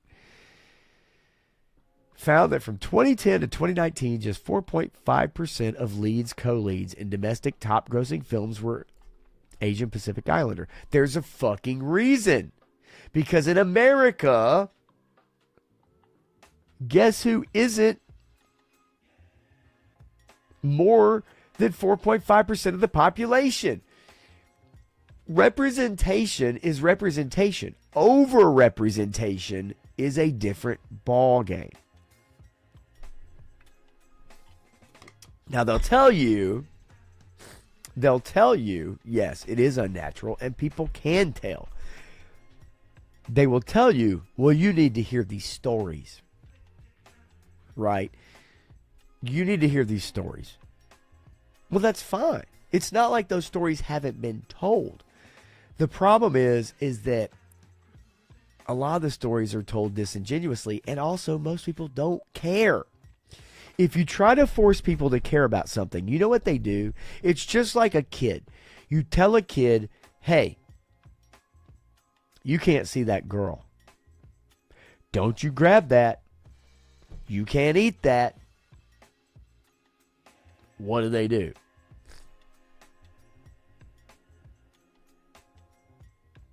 You do the opposite. So for me, it's like, okay, fine. Tell the stories. That's fine. But when you tell these stories and they're not genuine, they don't seem real, people can tell. And in particular, in video games, there's one thing in particular we have really truly seen.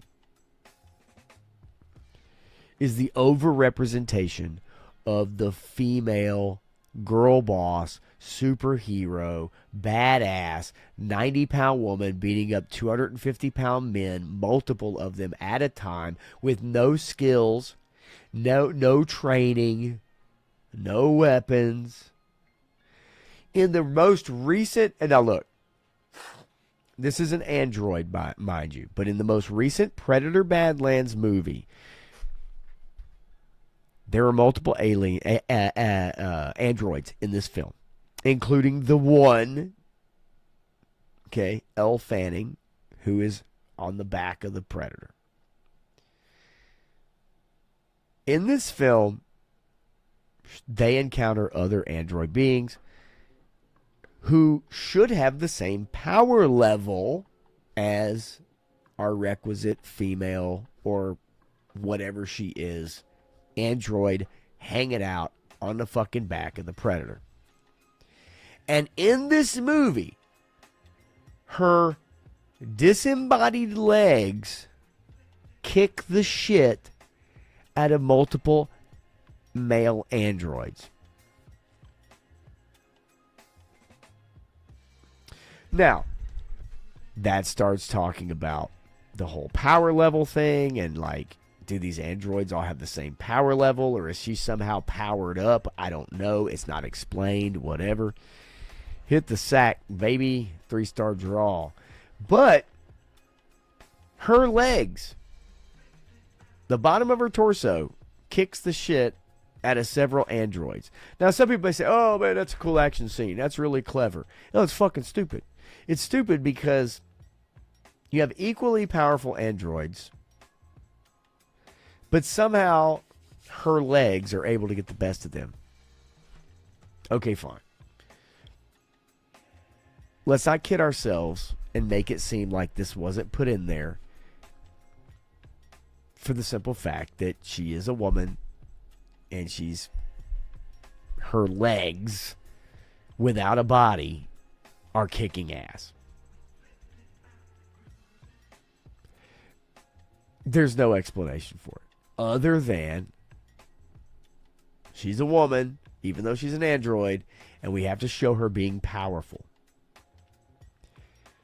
No one can tell me in all these shows and video games that it has not gone out of their way, creators, to show women in positions of power beating up men who are physically superior to them. It's in the game I'm playing right now. It's in the last game I played. It's in every show. And I think people have had enough. Now, looking at these statistics,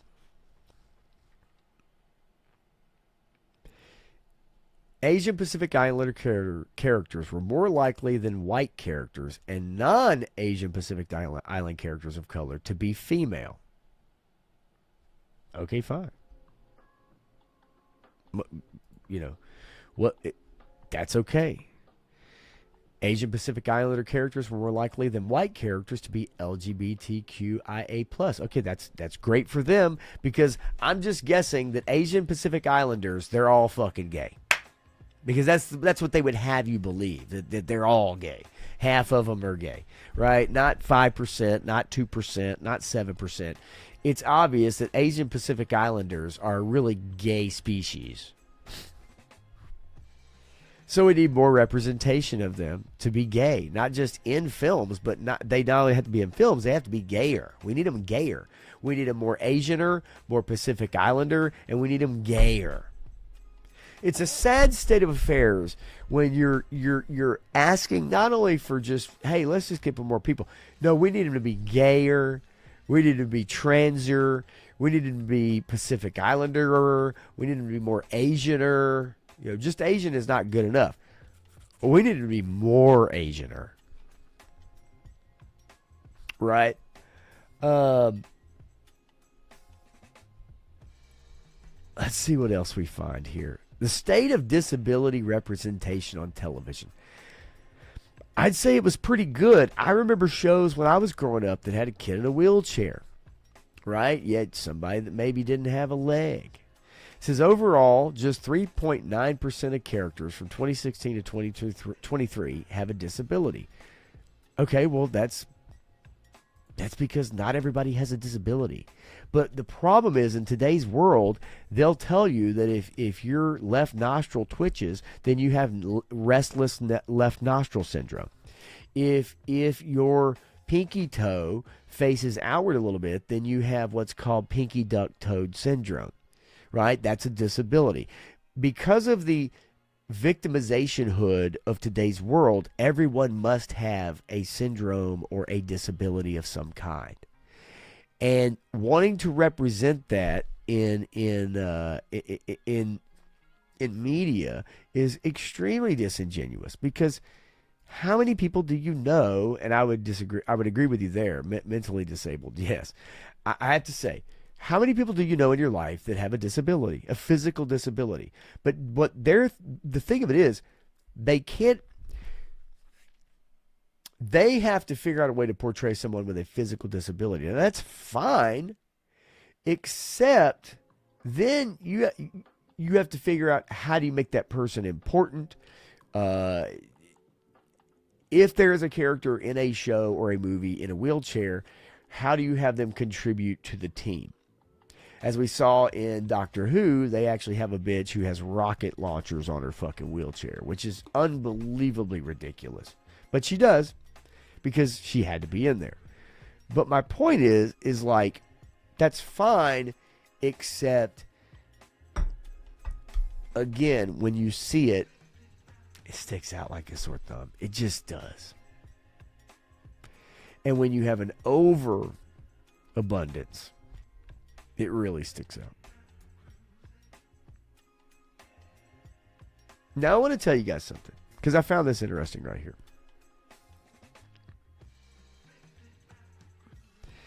It depends on what you determine to be a disability. And where do these statistics come from? Because this one right here is really funny. Okay? Alphabet Mafia characters were about twice as likely to be depicted as having a disability than those who are not Alphabet Mafia. What? Well, obviously we know what their disability is, but my point is that what? Like, the study finds 56.9% of characters with a disability who are 20 and older shown working or known to have a job. Okay. 57% of characters with a disability who are 20 or older shown working to have a job, compared with 67.8% of characters without a disability who are 20 and older. In short, characters over 20 with disability are less likely to be shown working than characters over 20 without a disability. Because depending on what the fucking disability is, you might not be able to work. It's a disability. You might be getting disability. Okay? If you're in a wheelchair, guess what you can't do? You can't put cans on the top fucking shelf. So if the scene calls for a grocery store clerk putting shit on the top shelf, guess who's not going to be in that fucking scene? Jesus. I mean, come on. See, this is where you start getting into these the nitpicky, the really weird shit, right? And again, what do you determine as a disability? You know, what is that? Adopt authentic casting practices. Well, you've seen more of that now. The problem is they may not be an actor. Hey, are you missing 2 legs? We want you in our show. We're going to give you 25 lines of dialogue. Can you act? No, not really. Okay, well, it doesn't fucking matter. Right? Like, do you understand that? So that means that you need to have, there could be 1 or 2 people with disabilities who completely dominate in television, video games, so on and so forth, movies. It's like those midgets that you always saw in every movie, Bad Santa or whatever, Willow.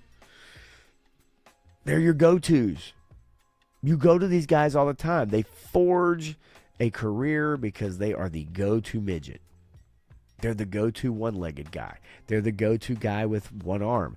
They're the go-to gal who's in a wheelchair. They're the go-to chick who has no hair and has 2 left arms. Right? Like, you could forge such a career in entertainment by being the go-to.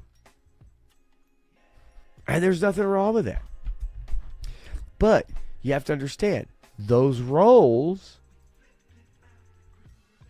need to be filled by authentic people who actually can act, who actually can do the work. Right?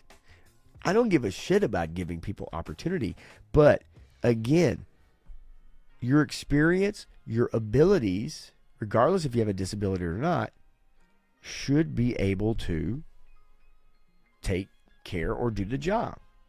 Not just because you have a disability, not just because you're black, not just because you're an Asian Pacific Islander.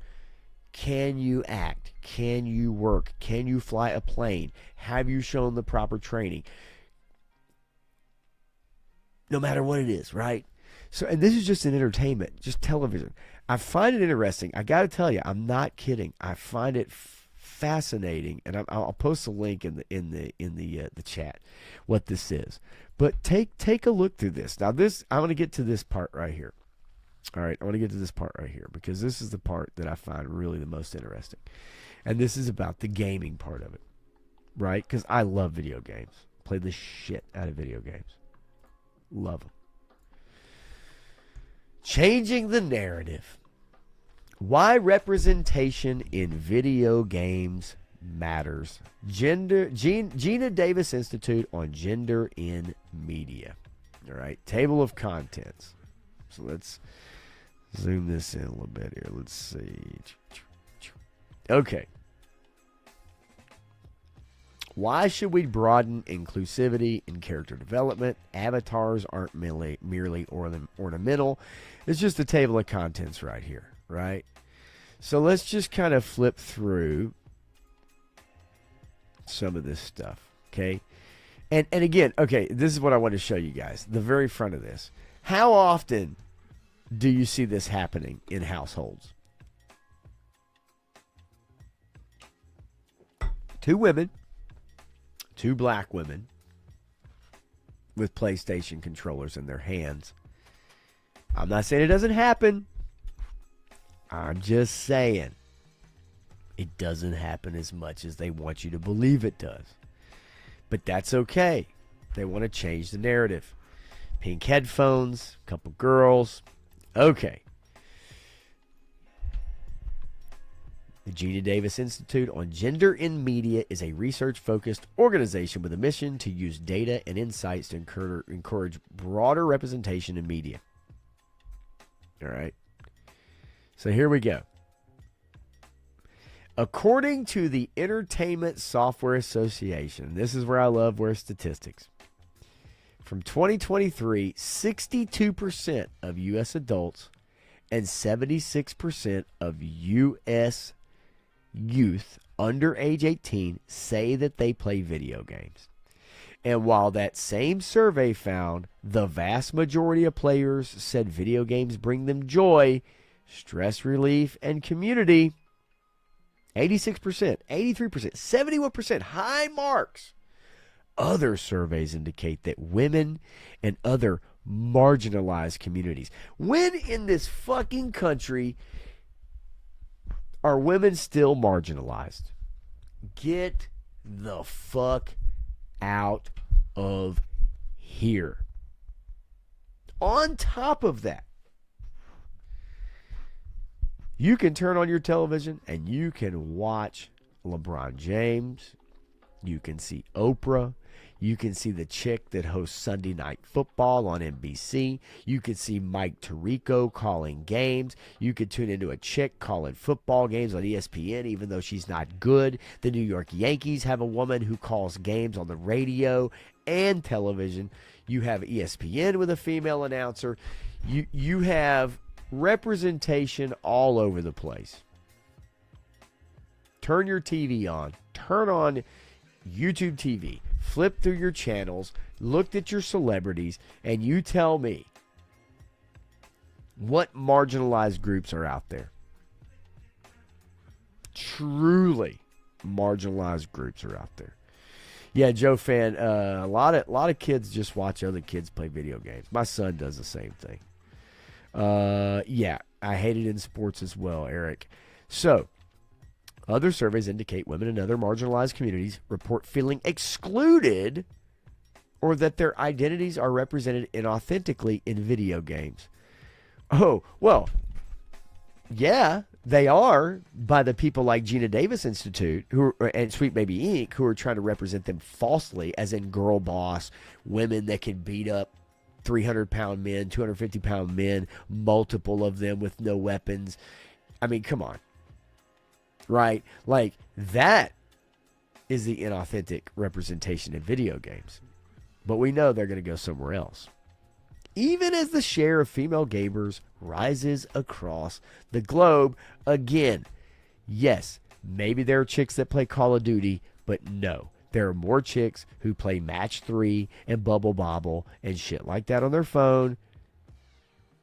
Far more than women who play Call of Duty. And if those women play Call of Duty, then fine, let them play Call of Duty. If they get beat, if they're not as good, well, guess what? They're not as good.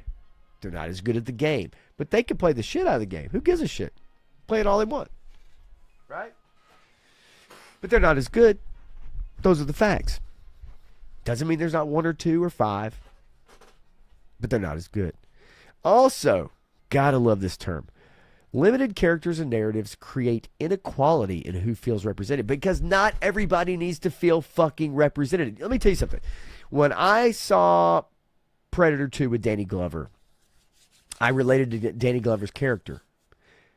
He wasn't white. Okay? What movie or TV show do people see if the character is good? If you read a book and that character is good, it doesn't fucking matter. This is a blatant attempt at basically saying that if you can't see yourself on the fucking screen as a Disney princess,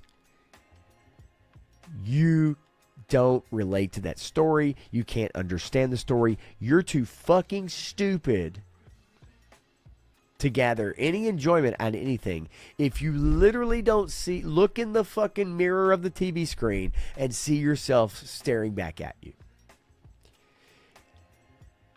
That teaches people that they can't accept. You know what that does? That's not multiculturalism. That's not teaching people to accept other cultures. That is segregation. That is teaching people that you can't experience and understand or like other experiences of other people unless they look exactly like you. So here's my question. Are people still arguing that because I'm a 50-year-old white guy that I need to see a 50-year-old white guy on the screen, or I can't relate to that movie? Because heaven forbid that I would say something like that, right? Because then, see, that would be taken completely differently. In his talk at the 2023 Game Developer Conference on the history of Latinx. Now, that's a term. You want to piss Latin people off? You want to piss off Mexicans? Call one of them a Latinx. That shit is fucking stupid. They think it's stupid, and yet it's a bunch of middle-aged or older white women who have given them the term Latinx and feel like they should use it because they bestowed this term on them. You want to talk about the self-importance, the feeling of self-importance, and who actually has that shit? It's people like this who bestow monikers on people like Latinx and then tell them that's what you should be going by. That is the dumbest crock of shit. Not all representation is equal. Merely including Latinx characters isn't enough. No, it's not. He said if their portrayals boil down to merely punching stuff and looking hot, that's not. These are such baseline. These are people who know nothing about games. They know nothing about entertainment. I dare say Gina Davis doesn't know anything about entertainment since the late 90s, but who am I?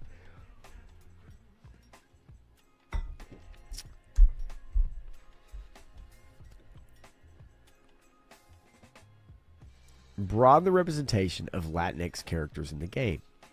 I think we've seen it. I think they've always been there.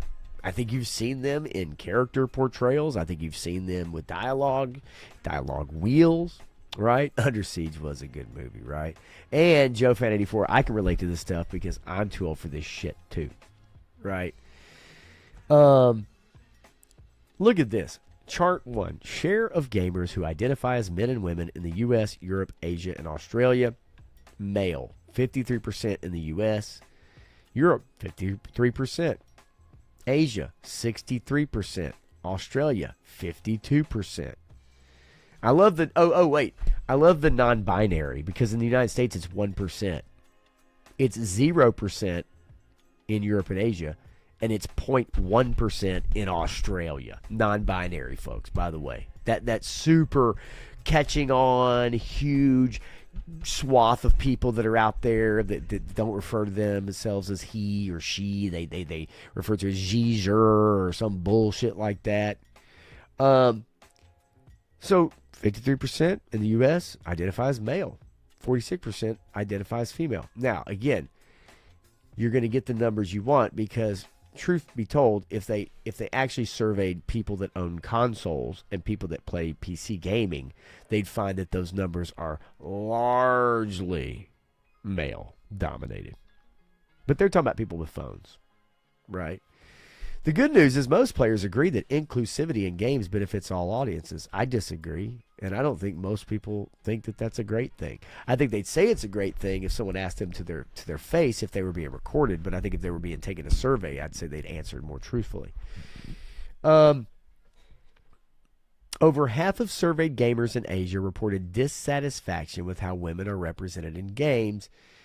And a recent survey from Australia found that the majority of respondents noted the importance of portraying diversity in video games, inclusive of accessibility, age, culture, language, ethnicity, race, gender, sexual orientation, and religion. Yeah, because that's what I want in my shooter. I want to know who the main character fucked in their bedroom before they went on their mission. That's what I want to know.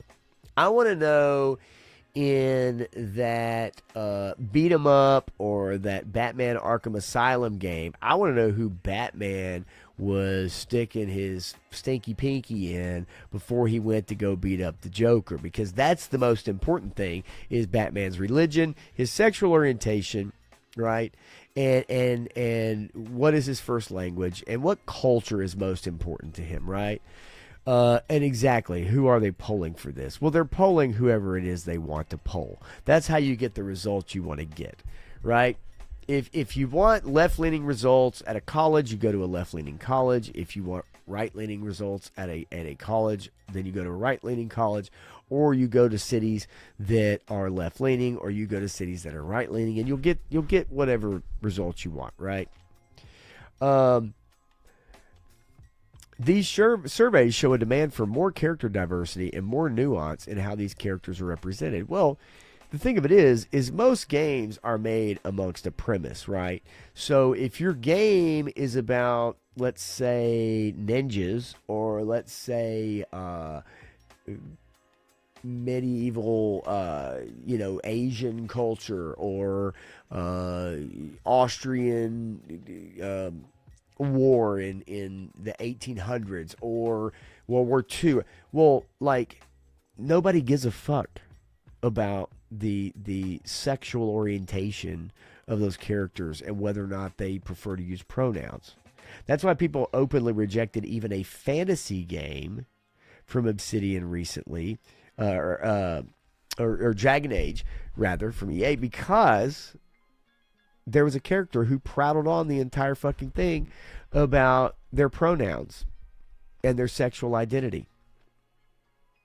And gamers, they refused the game. It ruined the fucking game because this person went on and on about pronouns and gender and non-binary in a fucking fantasy game called Dragon Age.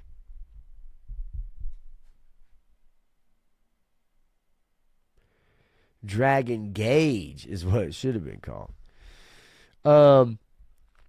So inclusion. Now this is their I love their mission statement. But inclusion alone is not enough. How diverse characters, cultures, and their narratives are shown also matters. For example, in 2020, female gamers were 13% points less than male gamers to say they can relate to characters that match their gender. In that same survey, 62% of female gamers said female characters are over-sexualized, which is why they don't feel that they can relate to them. Okay, so what do? They beef them up. They give them muscles. Okay, they make them OP as fuck. They give them deep voices. They give them wide chins, wide jaw lines, big foreheads. They make them look more male than ever, wide shoulders, less tits, full body armor that covers up their feminine bodies. So you mean to tell me that women can relate more to that? They can relate more to that than a character that looks like a woman, acts like a woman, talks like a woman, and actually dresses cute. So they can relate more towards the male-looking characters that we've seen now in all the video games. But they couldn't relate to the ones that are actually cute and pretty, because most women I know, and most women I've come across in my life, would rather put on makeup and look cute. They value looking cute. They value looking pretty. You know what they don't value? They don't value looking fucking butch. They don't value wearing sports bras that push their tits down. They don't value wearing like a goddamn cup in their pants to make it look like they have a dick. They don't value flat asses. They don't value hairstyles that are like a buzz cut. They value being pretty. Women like makeup. They like being pretty. They like being told they're pretty. They like feeling pretty. They like being feminine because guess what? They're fucking women. And the ones that don't, a lot of them still, by nature, I don't care how gay they are, by nature cannot help appreciating someone telling them they look good or they look pretty or they look great today. I'm telling you, that shit is true, and you fucking know it. Because by nature, you can't help the animalistic nature and the how many years, right, of biology. No matter how, whatever you want to say you are, it is human nature. If you're a man, biologically, and someone tells you that you are handsome, you appreciate that shit. Period. Now, not everybody, but you get my drift. And the same thing goes for females, regardless of whether you are attracted to females or something else or horses. I don't give a shit. By nature, people still appreciate that shit. Because that's naturally where your instincts go. Now, Dreadnought. The problem with the video game industry is a lot of the people have been pushed out.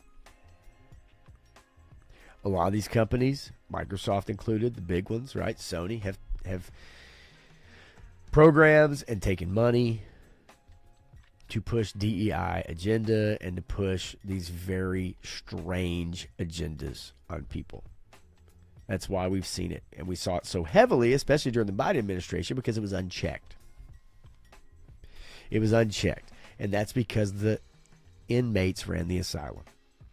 The crazies ran the asylum. And the people, the normal, regular, everyday people, regardless of your politics, regular, everyday people were getting pushed out of education, corporate America, entertainment, you name it. And it was okay to do that for 4 years. As we've seen, sales of games, sales of movies, streaming numbers, across the board, beauty products, clothing lines, companies, anyone who aligned and aside and put themselves on that agenda train suffered consequences. We saw it with Target. We've seen it with gaming companies. We saw it with the presidential administration. Most people don't think this way, and they're not okay with it. And if they have children, they're damn sure not okay with it. There is no reason kids in America in elementary school should be being taught about transgenderism or alphabet, anything. And I'm not saying they should be taught about heterosexual things when it comes to sex and identity. Not for preschoolers, not for elementary kids, not for middle school kids. They're just not.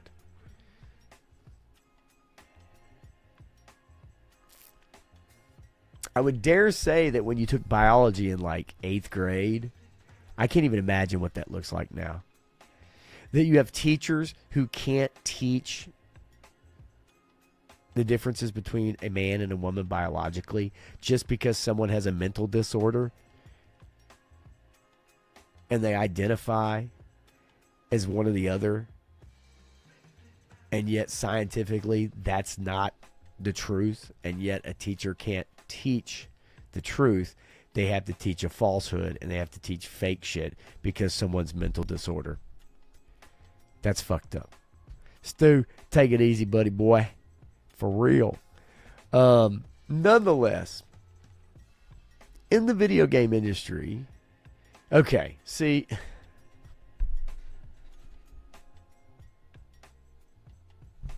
I mean, this picture says it all. White kid with no legs and one arm, and the black dude hanging out with him. Now, great. As a matter of fact, Microsoft made a lot of strides in making disabled games, game pads, the ability for people to be able to play games, which I think is great because I think everybody should be able to play games if they're interested. They have made strides in flashing lights for people that have, epilepsy. They have made games where for color blindness, right? You could take out certain colors.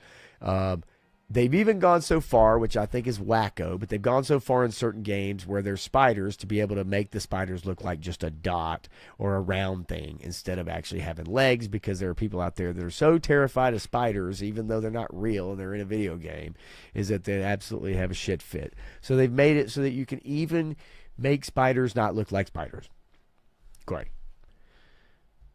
I have no problem with this. That's fine. Whatever.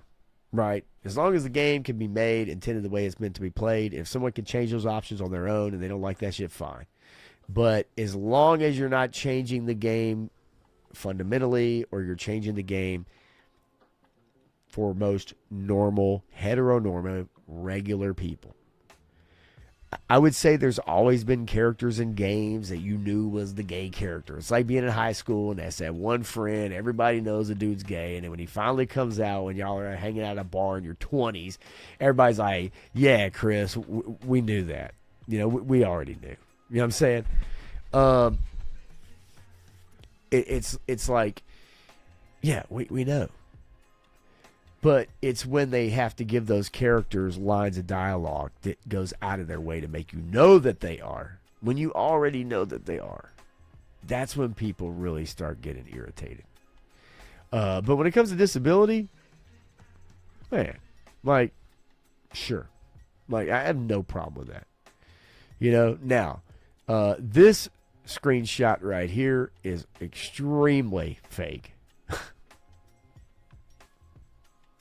This screenshot right here really is some bullshit.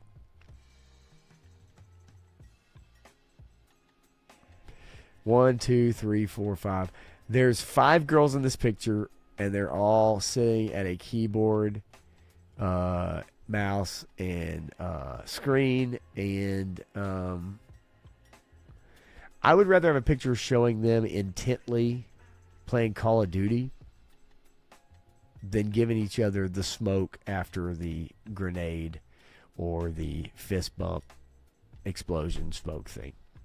Right? Like, you know, show me a picture from behind, of the screen and them dominating, right, a Call of Duty session.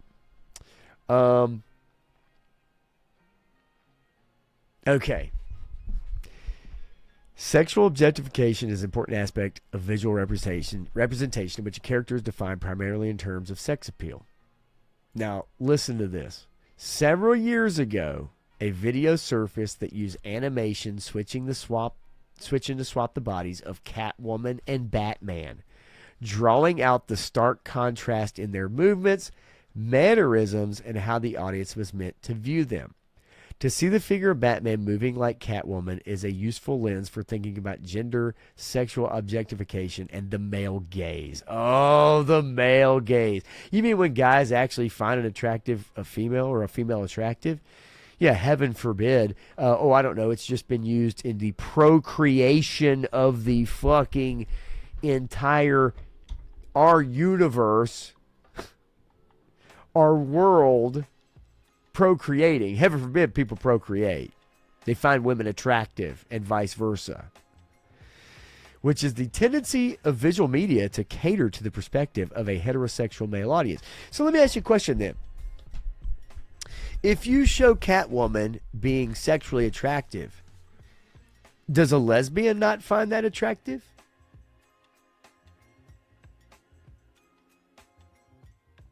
Does a lesbian not find Catwoman attractive?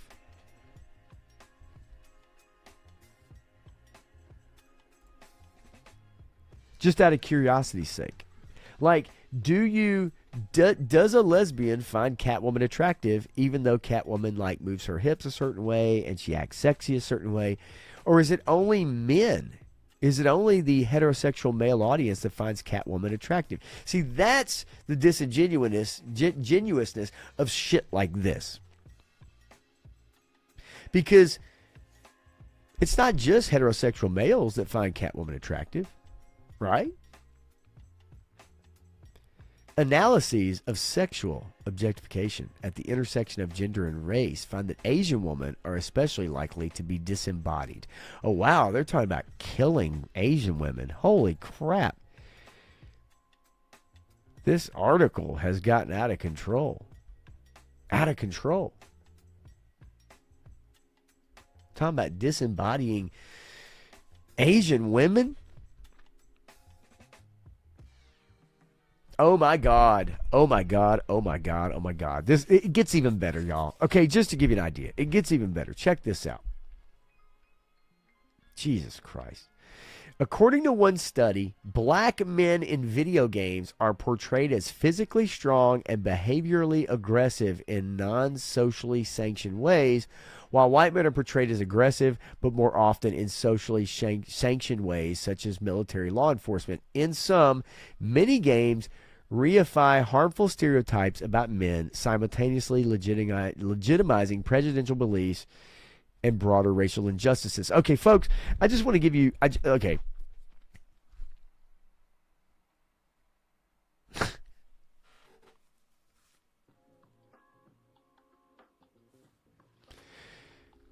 Who 95% of the violent crimes in this country are committed by whom?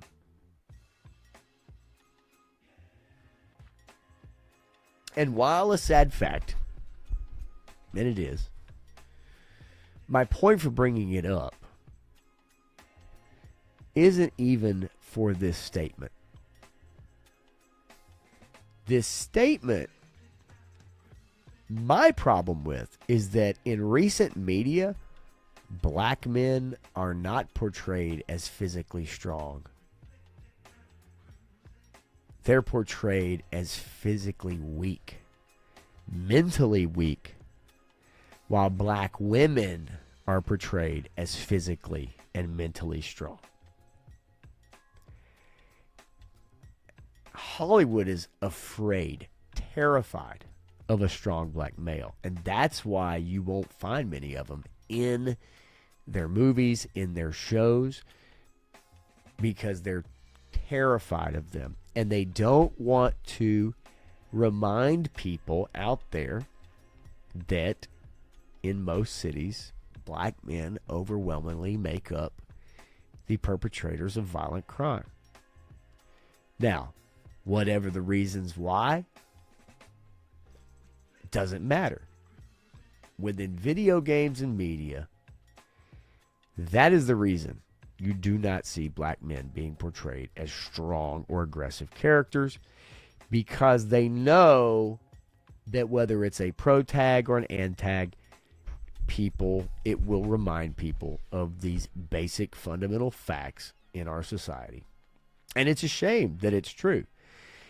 Whether that's a harmful stereotype or not, I don't know.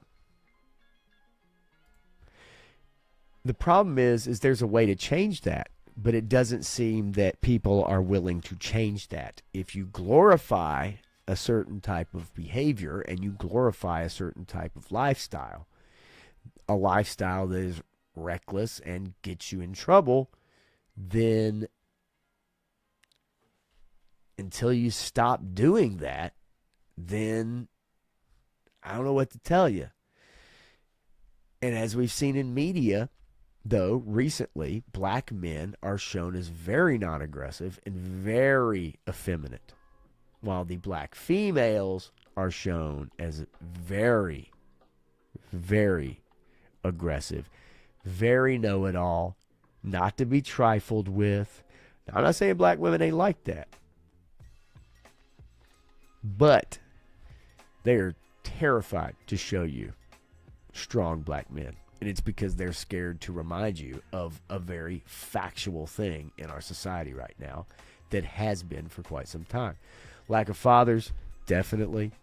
Rap music, whatever. But I will say that most of it, and this is, I'm not even generalizing here. I mean, I hear it at work all the time at closing time when everybody's cleaning up at the end of the night.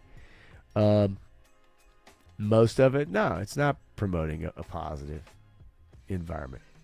Welfare state as well, which again, many different factors, right? But as what I spoke about earlier is that if you're going to allow the government to take care of you, then you're going to continue to let that happen. So much so that your mother, if you're a young black kid wanting to get a job, your mother may fight you on that. Because that means that's a possible end to some benefits. Because you want to go out there and make your own money, but you can't. I mean, that's real. Those are real conversations happening. Yeah, ease of access to pornography. Easy to see why most young generation has gone to bullshit. It is. I will say, I do believe there is a bit of a pushback on that. And that's not through government policies or state policies having to add a ID check and all that. I think there's a lot of young men. I think there's a lot of young men in this country, in particular young white men, but young men in this country who are pushing back on some of those things that I think they are being labeled as having or doing. Social media in particular, I think, is a big one. I think there's a lot of young men in this country who are very much fighting back against that, and they are going a different direction. And I hope that continues. I do.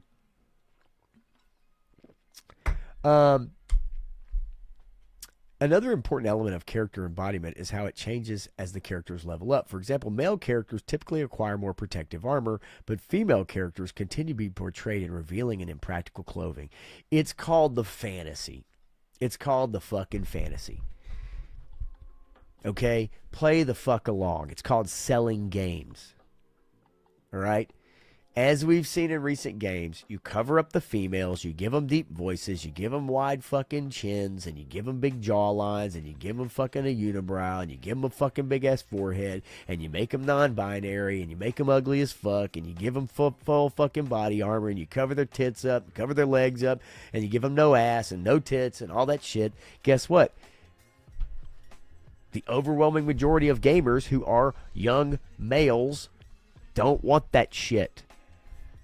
They want sexy females. It's just the fucking truth. So these companies need to get over themselves, and whatever they feel like you should respect or you should like, and understand what the customer likes. And the customer, the fan base of video games, is predominantly males, teenage, horny. They want to fuck. Get the fuck out of here. These people who, the self-importance that they want to determine what you can and can't find attractive, what you can and can't like. That is their existence. The Gina Davis Institute, without a doubt. Research on adolescent socialization suggests these heavily stereotypic representations of masculinity and femininity in games influence gender role development in adolescent boys and girls. Yeah, because that's fucking normal. God damn it. These fucking people are so in their own fucking heads and up in their own asses and sniffing their own fucking farts, they don't understand what the fuck is normal. Because adolescents spend so much time playing games, and because games marketed to children in particular tend to be very strongly gender-coded, fuck the gay language, fuck the gay-ass language. The gender-coded shit, this coded bullshit. Okay? Fuck all of that. Pink is for girls, blue is for boys, go fuck yourself. The images they encounter and the messages these images send about gender, sex, and power can have a significant and lasting impact on their beliefs and about gender roles and their own developing sense of masculinity and femininity. Yes, because boys are boys, girls are girls. Guys are bigger, they have more muscles. Guys like to fix shit, they like to fight shit, they like to beat shit up, they like to solve problems, they're not fucking emotional, they're not fucking sitting back and worrying about bullshit. Women do that shit. It's just biological, it's the goddamn truth. Okay? And as Graf says, make games Sweeney-licious again, 100%. But the bottom line is, these are things that you cannot change. I don't give a fuck how many research papers you do, how many polls you take, how many games you try to persuade young men to care about gay characters. They're not going to. Right? They're not going to. Because guess what? Their dick gets hard when they see a pair of tits. You know what doesn't happen? It doesn't get hard when they see a hairy asshole. It's just the fucking truth. And I wish these people would get over their bullshit and face fucking facts. Quit trying to groom these kids into being gay. Quit trying to groom them into liking gay shit. Quit trying to groom them through video games and television and everything else to be more feminine. All I heard for fucking 20 plus years as I was growing up into my 20s and 30s, men need to be more in touch with their feelings. The sensitive man, right? The sensitive man that is in touch with his feelings. And we see where the fuck that got this country. Christ. When asked to describe typically male characters in video games, teenagers use adjectives like physically powerful, dominant, violent, mean, and cocky. Oh no. These descriptions reflect a vision of manhood that is hyper-masculine. Oh no. And endorses hardened sexual attitudes towards romantic partners. Bull fucking shit. A desire for action and danger and acceptance of physical violence as an intrinsic part of masculinity. No, there's right is right, wrong is wrong. Get the fuck out of here. Okay? Regular, normal human beings know the difference between beating the fuck out of somebody or their domestic partner or not. You are a good person or you're not a good person. And if you fucking beat up on your fucking partner because they think that makes you feel like a man, you're a fucking piece of shit. Everybody fucking knows that. Everybody knows that. Normal, regular, everyday human beings understand the difference between right and wrong. I will tell you what communities are okay with men beating up on their women. I'll tell you what communities are okay with men leaving their children behind. I'll tell you what communities are okay with continuing to have multiple kids who grow up without fathers, who then lean into gangs and or other means or ways, who express that guns equal power, power equals dominance, right? Guns equal that you hold the fucking power, which means that you physically feel superior to people because you have a fucking piece of iron in your hand. I'll tell you what communities feel that way.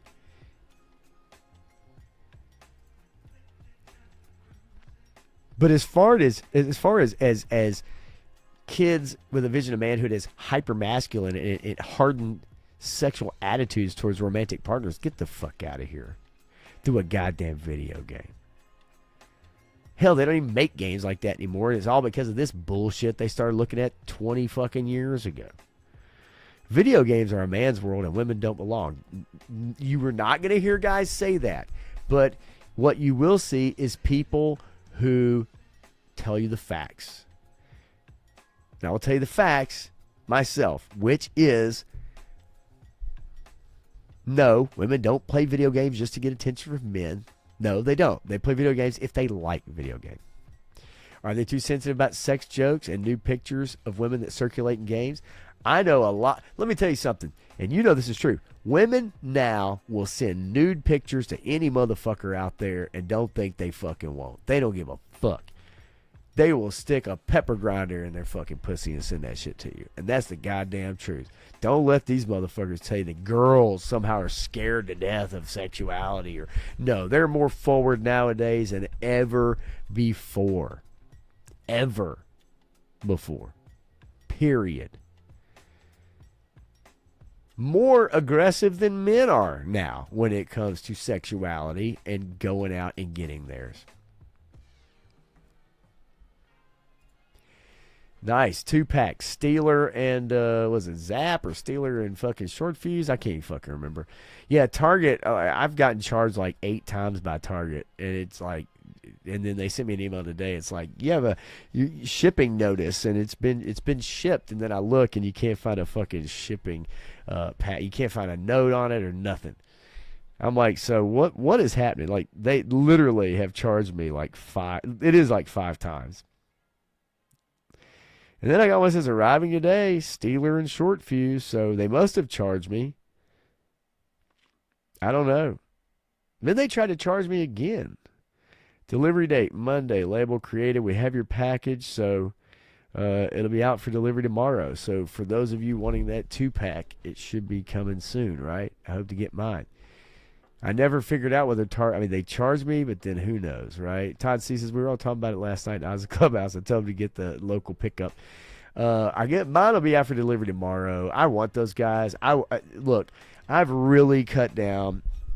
And look, just to kind of pull back on this, because I do have to work tomorrow, and I am gonna jump off here in a few minutes.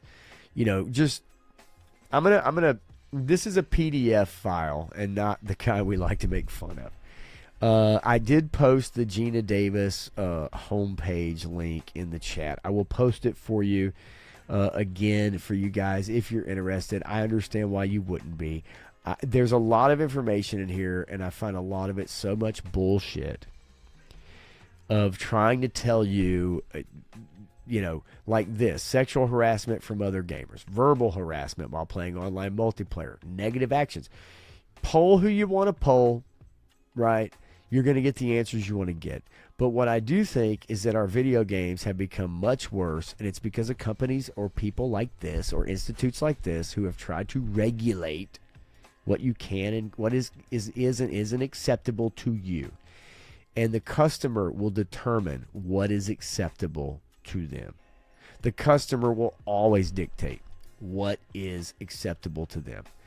And we've seen in the last, this thing goes on and on. It talks about white knighting tropes, fridged woman tropes, damseling. It gives you the whole rundown. Of course, we always have to see the hijab gamer, right? Yeah, for sure. Got to see that because, they're all over the place.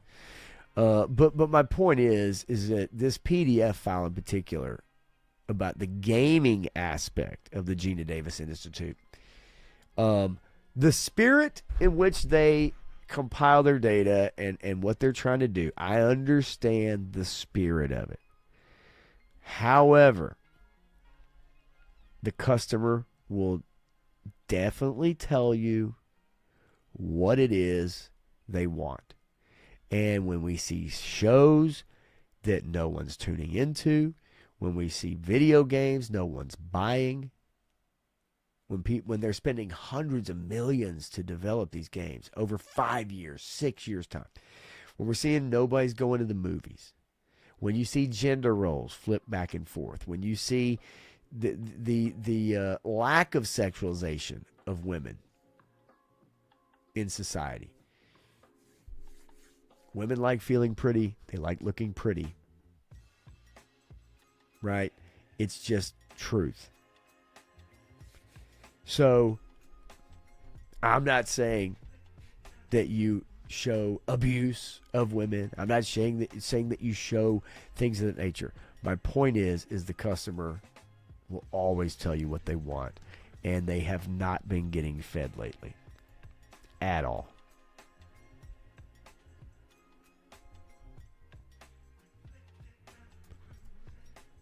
And because of that, they stopped buying. What I was going to say about the figures and F Target, I'm with you, dude. I'm with you. This shit is so wacko. And also, with the price hikes and other things, and Graph, I get it, being done with classified soon. I find myself falling further and further into that camp. Others I've talked to also falling into that camp. It's starting to get to a point where between pricing and selection, and I'm being more selective than ever before. Yeah, Target never has anything in stock, that's for sure. I'm not quitting, but what I am saying is I have been more and more selective, Todd. And also have not felt the need to have everything. I forgot about the pre-orders the other day. I feel you. I feel you. No, I didn't even know. Completely forgot about the pre-orders the other day. And honestly, when I did find out, I went in, I got the green shirt that I wanted. I wasn't concerned. I think the FOMO for me is over at this point, and for 3 years or so, it was very strong, and it's like I got to have them all, right? But at this point, I am being more selective, like Garaf says. And yeah, look, Walmart don't got shit. I went by Walmart yesterday. They ain't got shit. Target. They had Legacy Firefighters. They had a Frag Viper. They had a Breaker. And they had Law and Order. Walmart didn't have one single damn figure. Yeah, no, I'm just, at this point, I'm not worrying about the FOMO. price wise, two $27, GI Joes at $60+ now for two regular figures, a repaint. I'm good, and I'm kind of that. That thing is kind of shrinking for me. Where I am really starting to be selective. I backed the Snowcat. I don't know about the next one. It just depends on what it is. Do I need the Arctic Hiss? No, I don't. I probably won't get it. I don't need it. But yeah, I'm getting to that point, and just feel like I'm. It's not that I'm finishing up or quitting them, and I won't collect another line. I'm not in other lines. I'm not going to collect another line. I'd love to do Transformers. There are certain ones I really do enjoy, but the G.I. Joe is basically it for me. I'll be honest with you. The Ultimates, as much as everybody hates them, and I get it, I understand it. I love that look and the packaging of those, but ultimately with the classifieds, I'm kind of getting that point where I'm not pre-ordering every wave, every figure of every wave. Even the exclusive stuff. I think when they as a company don't know how to make enough product for their fans, for people that want their product, they can't get it. They can't, and I got you on the autocorrect, Joe fan. Don't worry about it. But, I think Hasbro, trying to create that fake FOMO and, knowing people want their product and it's sold out within a half a minute on their own personal website. I don't have time to jump around to different toy companies to find this stuff and pay more from Canada or pay an impatience tax or whatever. I just can't do that. It's not as important to me at this point now. As much as I love them, yeah, it's just, those decisions are starting to come into play. So I want to get the original 13. I do want those green shirts. I didn't order Hawk, though. Colonel Hawk, I will get him at some point in time. But I did not get him. But yeah, and as War Chest says, and I've talked to him about it, I know War Chest has a lot on his plate anyway, with some other shit going on too. And so, yeah, it depends on, what you got going on as well. But again, there's just a certain point. And I think it's natural with a lot of things is that, you start out like a house of fire, man, and you come in swinging and you're like, hell yeah, and I got to have it. Exclusive, con exclusive, give me that. I'm going to jump through hoops to get that shit. But after a few years, 4 years of kind of doing it, I'm not as excited about it anymore. And I hate that. I'm always excited about strippers and hoes. You know that, Todd. Come on with it. Get on the good foot. But yeah, it's kind of a bummer. But yeah, I'm going to be more selective moving forward, and I already have been recently. So yeah, I don't know. We'll see, man. Yeah, the graphs of the 13. The dreads, right? And look, I'm not a Zanya fan or whatever. Like, I know people are, and that's great. I have no connection, none at all. Like, I didn't even know that character existed till like just a couple of years ago. To be quite honest with you, I had no idea. So that for me, I mean, if they put out a Zanzibar, yeah, I think it could be fun. But yeah, I don't know. It's interesting. Yeah, Joe fan, I get it, right? You put stuff on the shelf, I'll buy it, but no stock, no money. Yeah, well, that's true. I have been keeping up with the comics. And I am enjoying the comics. And it's been a long time since I bought comics on a regular basis. And I am enjoying that. And I think from a cost perspective, it's definitely much more reasonable, even though it's more expensive than it should be. Much more reasonable to me in keeping up with that. I can't wait to see if they are able to make an Energon Universe cartoon. Unfortunately, I think we all know those things don't last very long. They have a very short shelf life because they just don't get the ratings. I mean, it's just there's just nothing out there that's going to draw enough people in to justify the cost of making something. Movies, TV shows, animation, even video games at this point. You know, as much as I love all of those things. So yeah, I don't know, man. I don't know. We'll see. But yeah, I look forward to Steeler. Short fuse, right? Is it short fuse? See, it's good that shows you, right? Because I'm like, it's Zap. I'm like, nah, it ain't Zap. It's fucking, get the fuck out of here. That's why you can tell I'm a poser, right? That's why I cannot participate in those toy discussions on a lot of these channels. Like, once they start diving into, like, who made this and molded this and this is a repaint and this gun was you. I mean, once people start digging into that stuff, man, I tune out because, like, I don't know enough about them. I struggle sometimes in my brain to remember the cartoon episodes and what cartoon or character out of the comic, and holy shit. But I do know this. Yeah, space being the number one issue. I fully get that. I really do. Globulus would be fun. A hooded Cobra Commander. You know, I'm down with that.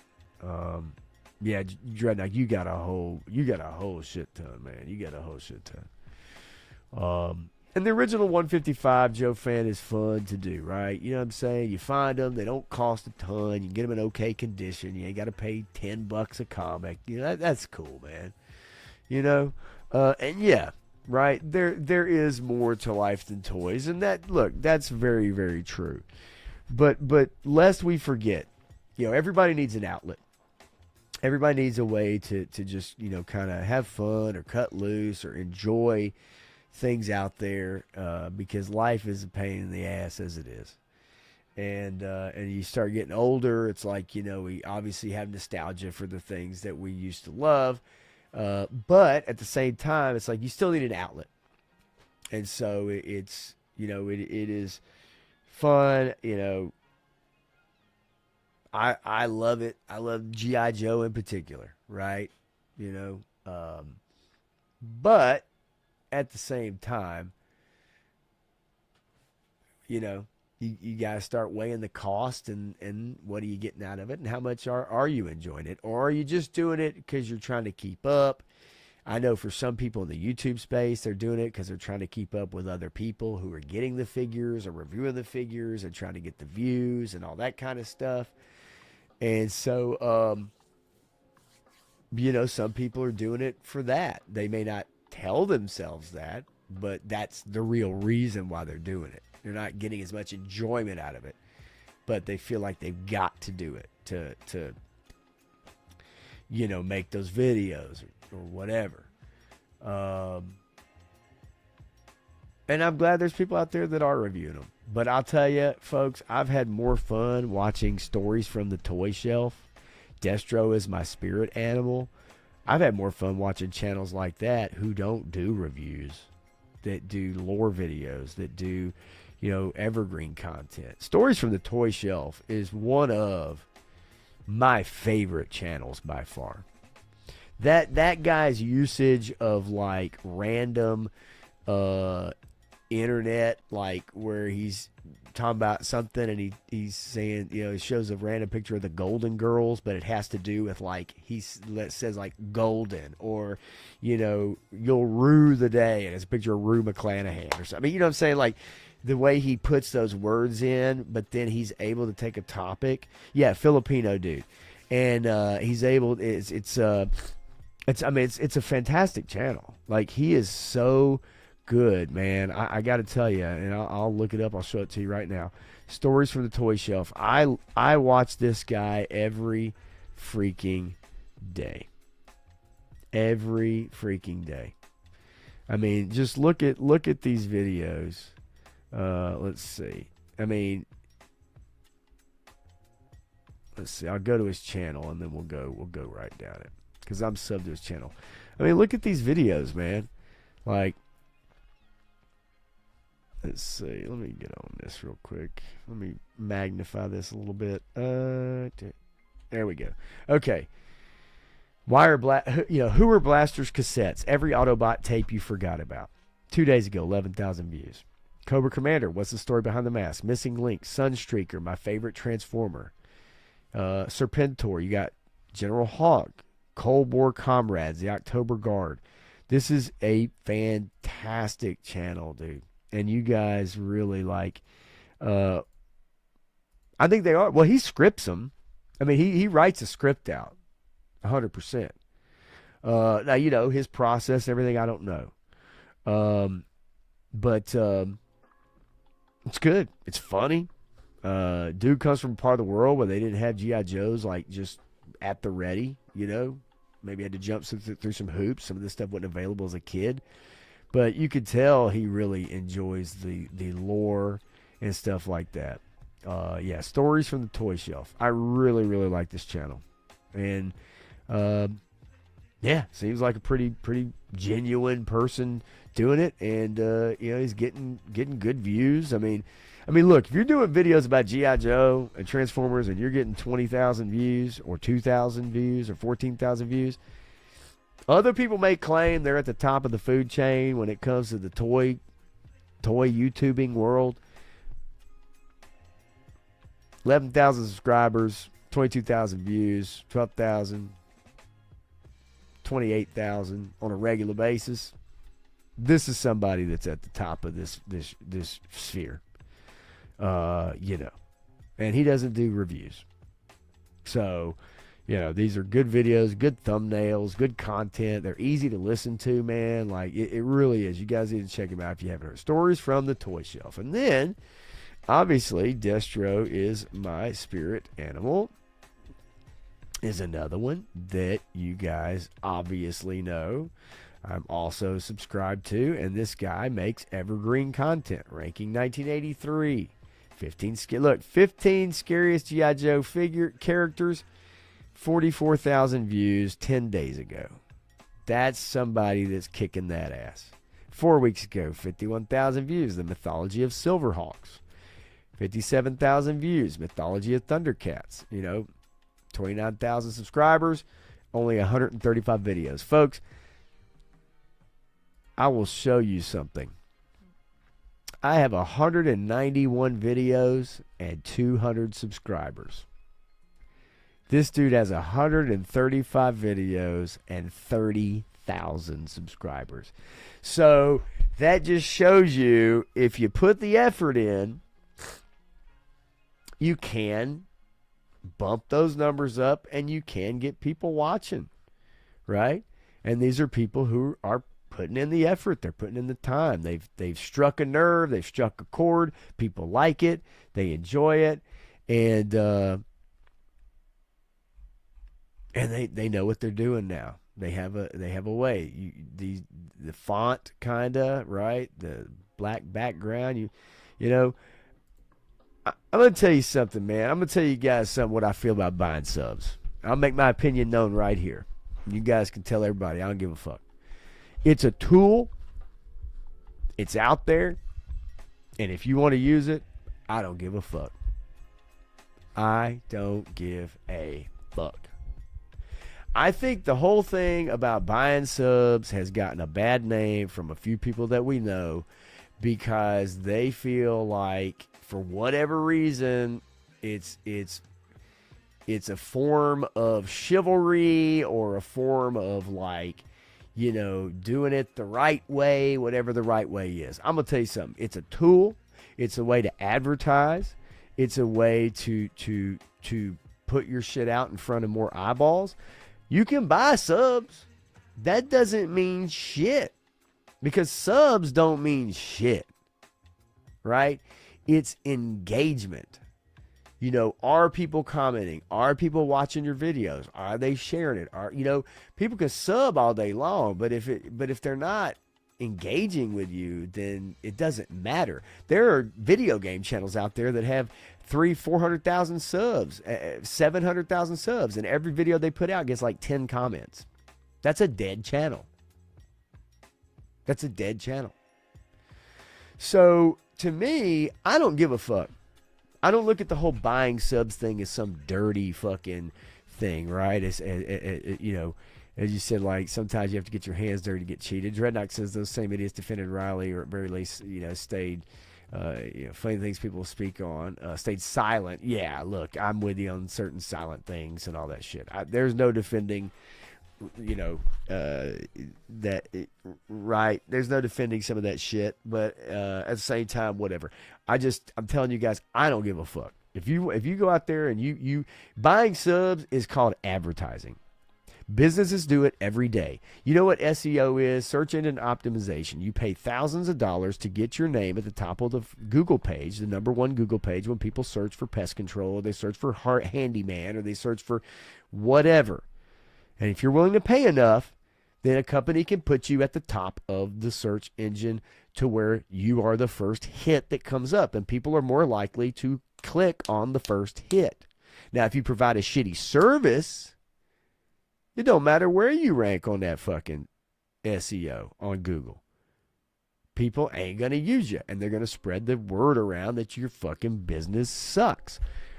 But it is a tool. The tool is there. It's there on X. It's there on Facebook. It's there on YouTube. And so for me, I don't give a fuck. I don't give a fuck. Buying subs, fine. Buy all the fuck. Who gives a fuck? And at that point, why does anybody even give a fuck what somebody else does with their channel? How about them apples? Who gives a fuck? This ain't a race, right? Is it like winning first place in the Special Olympics if you win the G.I. Joe YouTuber race? Like, I don't get it. You know what I'm saying? Like, so who gives a fuck? I mean, do what you got to do to get your shit out there, and if you enjoy making content and people are engaging with it, then they will engage with it. But you could be like me. You could make 191 videos and you could have 200 subs. You're still 300 subs away from monetization or more, and still X amount of watch hours away, if that's what's important to you, right? For me, I don't care. I like getting on here and doing this. If I was getting paid to do it, it'd be great. Right? But I'm not. If I put more work into it, maybe I could be, but I don't. If it was that important to me. But either way, to me, it's like, I don't care. It's called advertising. And if you want to pay the money to advertise and get your name out there, then you better be ready to make content to capitalize. Otherwise, you're wasting your money. So whether you come by it honest, quotation marks, by just plugging away every day, great. That's one way to do it. If you want to advertise your channel to get more eyeballs on it and more subscribers, you still have to do the legwork to keep those people engaged. So whatever way is fine. It's still up to the individual to entertain people at the end of the day. Right? And I don't think there's any one great way to win the race, whatever that means. Right? I just don't look at it that way. So, whatever. And you know, nobody gives a shit anyway. And yes, having to work full time to keep up with a fan base, right, is difficult. And at the same token, if you're not making enough money to pay people to help you, then that puts a lot more stress on someone creating. And if you can weather that storm till you get to the point where you are monetized enough that you can pay someone to edit your videos and take a little bit of that load off, that's the ideal way to step by step go about it as a YouTube creator once you start growing. Right?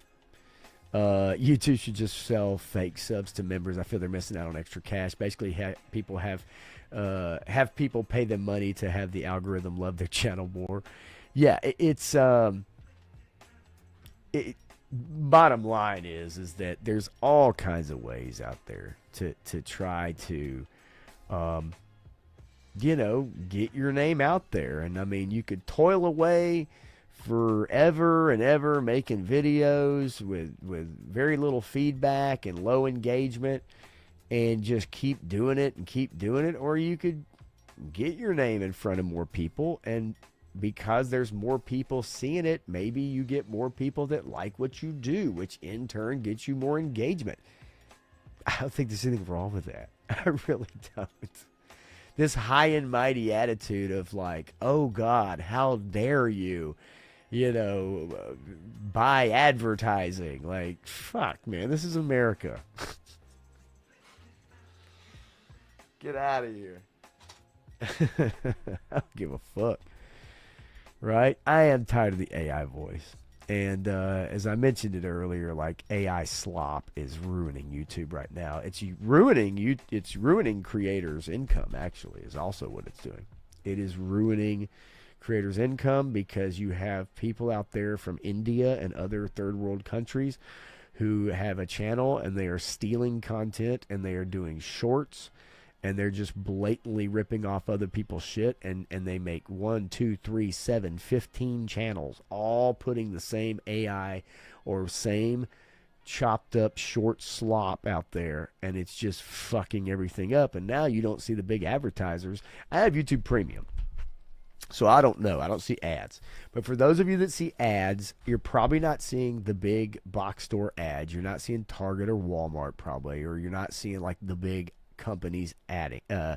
You're probably seeing gambling sites. You're probably seeing the gay old gaming bullshit, the little mobile game advertisements, right? You're probably seeing, Raid, Shadow Legends bullshit. You're probably seeing the same old low tier advertising, but you're not seeing the big advertisings, and those are the ones that pay the big money to people. It just is. Yeah, that 3 Atlas videos, with AI. Stuffing a sock in your pants gets you noticed but lands you a baddie, then it's worth it. Yeah, 100%. And Graph, so much waste of time. AI-generated content going to be the future for sure. It's the dead internet theory. That's basically what it is. And I've never tried the sock thing. I did it for Halloween one time, but I went dressed as a gay Puerto Rican with a white beret, a see-through. I dressed as like a gay Puerto Rican with white bell-bottom, tight-ass pants, and I stuffed a big old sock, and it ran all the way down my leg to almost my knee. And we went to the Halloween party, this big Halloween party, and it was the funniest shit ever, because I'd be standing there with a drink talking to somebody, and they'd be looking at my costume, and all of a sudden they'd look down and just see this giant fucking snake going down my pants, and it was hilarious. Oh my God, it was fucking hilarious. As a matter of fact, damn, if I could find the pictures. I don't know if I can find the pictures. Me and my buddy Spud at the time, him and his wife, I'm trying to remember what she dressed as. Fuck, I can't remember. Anyway. That shit was dope. I remember the the party we went to. It was, I swear to God, we got the biggest kick out of it. Because I'd be sitting on a bar stool, and there'd be like, somebody we knew, or a chick or something, and I'd be like, hey, do you want to grab a seat? And I'd pat the big fucking sock in my inner thigh, and it was so funny. It's the best reactions. Oh my gosh, it was awesome. So it worked that night. It did work. False expectations. Anyway, all right, look, I'm gonna get out of here. I will see you guys Tuesday night with Matthew. Frankenstein review, Welcome to Derry review, and may very well have a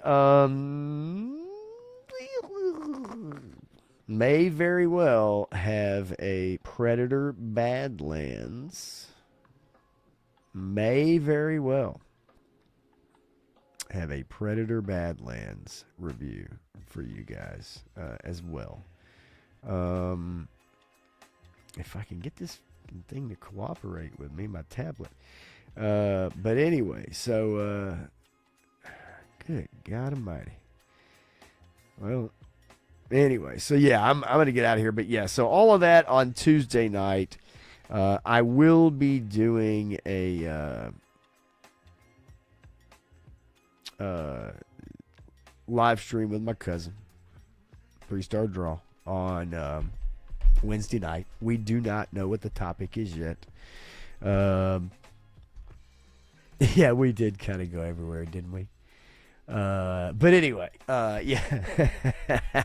I'm sure somebody's going to watch this and they'll have a comment. They'll be pissed off. I'm sure. Somebody's going to be pissed off at some of the shit I talked about tonight. But I don't give a fuck, and you guys know that. I don't give a shit. But there we go. I found it. Just so you guys know, okay?